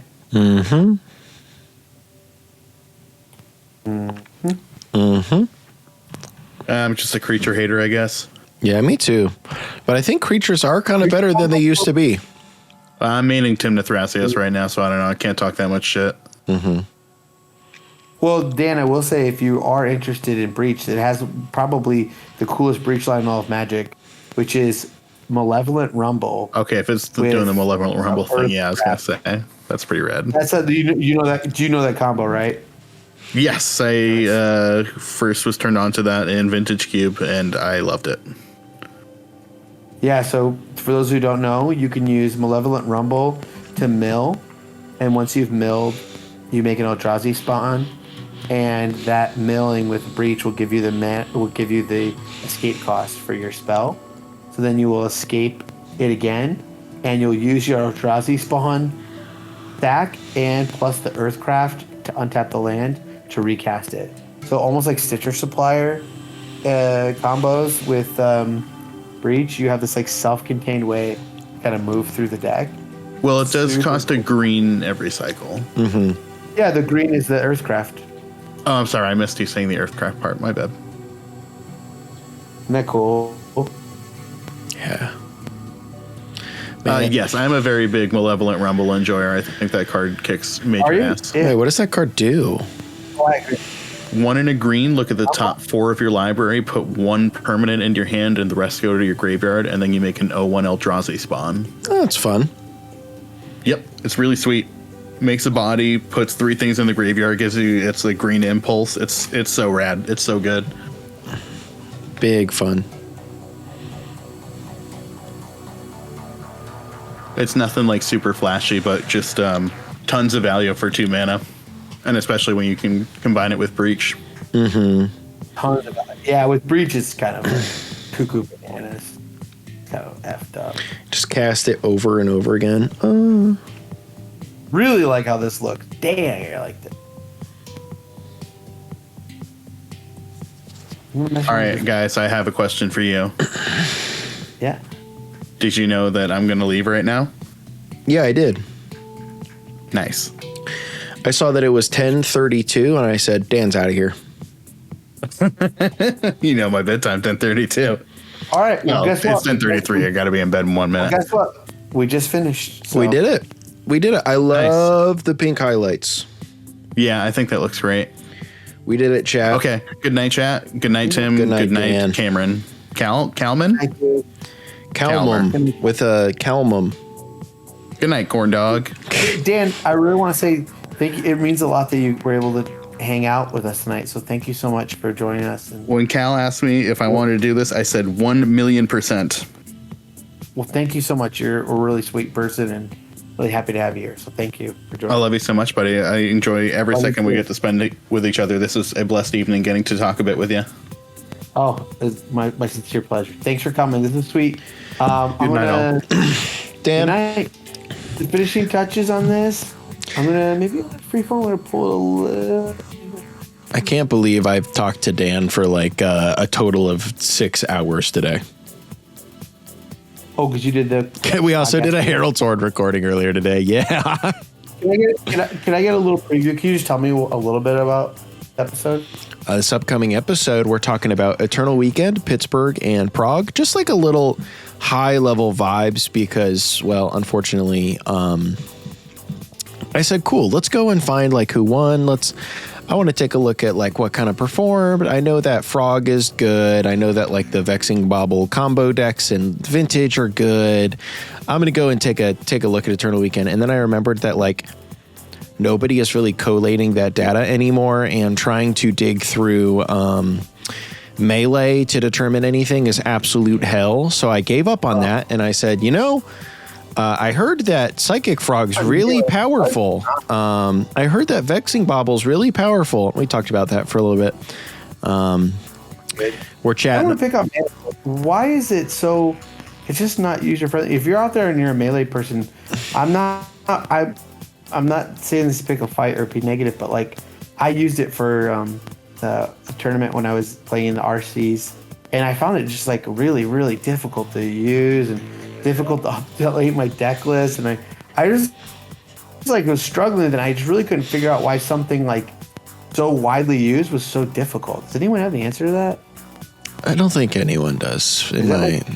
But I'm not. I think contentious things. I don't want to. I don't want to pick on them or anything. It's sure just like working, but I feel like it's meant for some other game, something. It has that vibe. most people I have seen are not happy with their experience with the platform. What did you hear from Prague? What deck won Prague for Legacy? Oh, I don't know. I couldn't. I didn't easily find it, so I gave up. I'm sure someone knows. Not me. Did though. Brian win? Brian got top 4. Which one? Brian didn't win Didn't any. he get, like, a giant- Brian didn't win any, but he did get top 8 in both Legacy and Vintage in Prague, and I believe he also had a very high finish in Pittsburgh as well for one of the 2 formats. I want to say Vintage. Did we already say that this doubles as a Bosch and Roll stand? See, Breakfast won Prague Legacy. Was that playing Nadu and stuff? I assume, or these days, I assume Cephalid Breakfast still plays Nadu. Good. This looks good. How do you guys think? You guys like this? This is sick as hell. This is sick as fuck. 10 out of 10. I'm gonna share this. Everyone gets to see it now. Send it to me. Everyone gets to see your text history. That's okay. Send it to my iPhone. So we talked about Eternal Weekend a little bit. We speculated a little bit about the upcoming bans, what we thought formats might get hit, what we thought might get hit, if we thought there was going to be any unbans or not. We talked about Kaladesh being renamed to Avishkar, which I think is pretty slick. Wait, what's that? What? Why was it renamed? So they pretty much learned like after the fact that Kaladesh, the name, specifically like the Kala part, has some extremely unfortunate connotations in some dialects of the Hindu language. It's pretty much just like, my understanding of the situation is that it's basically like the Indian N-word. So you just didn't know that? Yeah, they literally just didn't know that. And so they decided to change it moving forward, but also, I don't know, they found a fun way, lore way to do it. We Crazy they didn't know. I know. We talked about that a little bit. Arena Championship 7, regional championship qualifiers on MitGo, Pioneer Masters, new Secret Lair Commander deck, Innistrad remasters, all the new Aether Drift stuff. We talked about a lot of stuff on the episode. It was a really good time. It's awesome. Yeah. That card that they spoiled is really good. Mm-hmm. That one that's like the new Gear Hulk cycle. Mm-hmm. Powerful, dude. I love the Gear Hulk cycle so much. That's so cool. Yep. Dude, this Plagon turned out nice, huh? Mm-hmm. Mm-hmm. Mm-hmm. Well, it's cool to see this. So it goes. It's cool to see this go from like just like a drawing like here to the concept to an actual playmat. So Yeah. you guys look online. I posted it to Twitter. I mean, I posted it to our Discord and I'm posting it to Twitter right now. But it's just so funny to see that we drew this live. So fun. I love it, Tim. We did good. Thanks for coming, everybody. I appreciate it. Is there any other... I don't have the chat up or anything, but is there any questions for me? Happy to answer anything. Any more questions, gamers? I don't think so. What kind of print run would you guys like to see of this? What would make it so everyone can get it, but we don't oversaturate the market? What do you guys think? Like 25, 50? I think 50 is too many. 25? What's the Kickstarter percentage at now, if I may ask? GameStopper, what do you mean by Kickstarter percentage? If you would. I am the person most equipped to answer that question. I know that.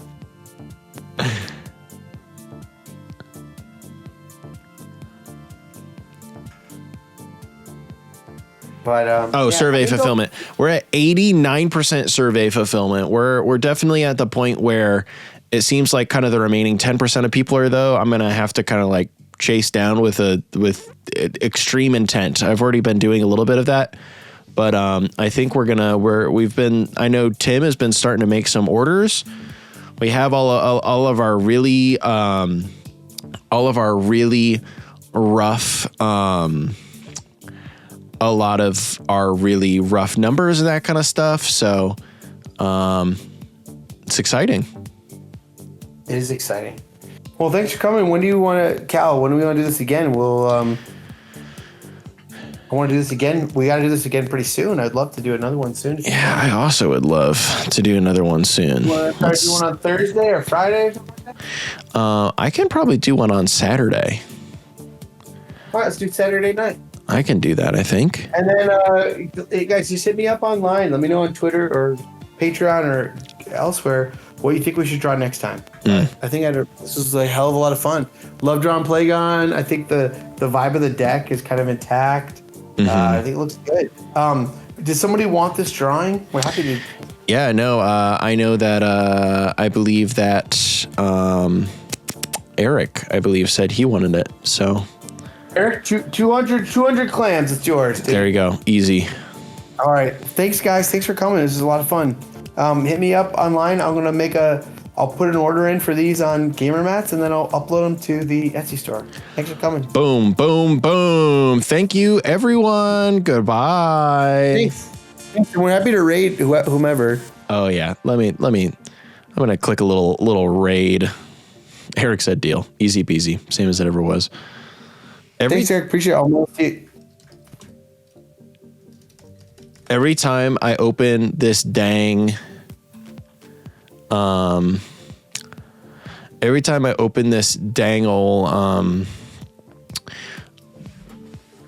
anyways, it's too late. I'm raiding. It's too late. We're raiding. Goodbye, everyone. Oh, dude, by the way, goodbye. It looks like you reached the goal, Cal. 146 of 130.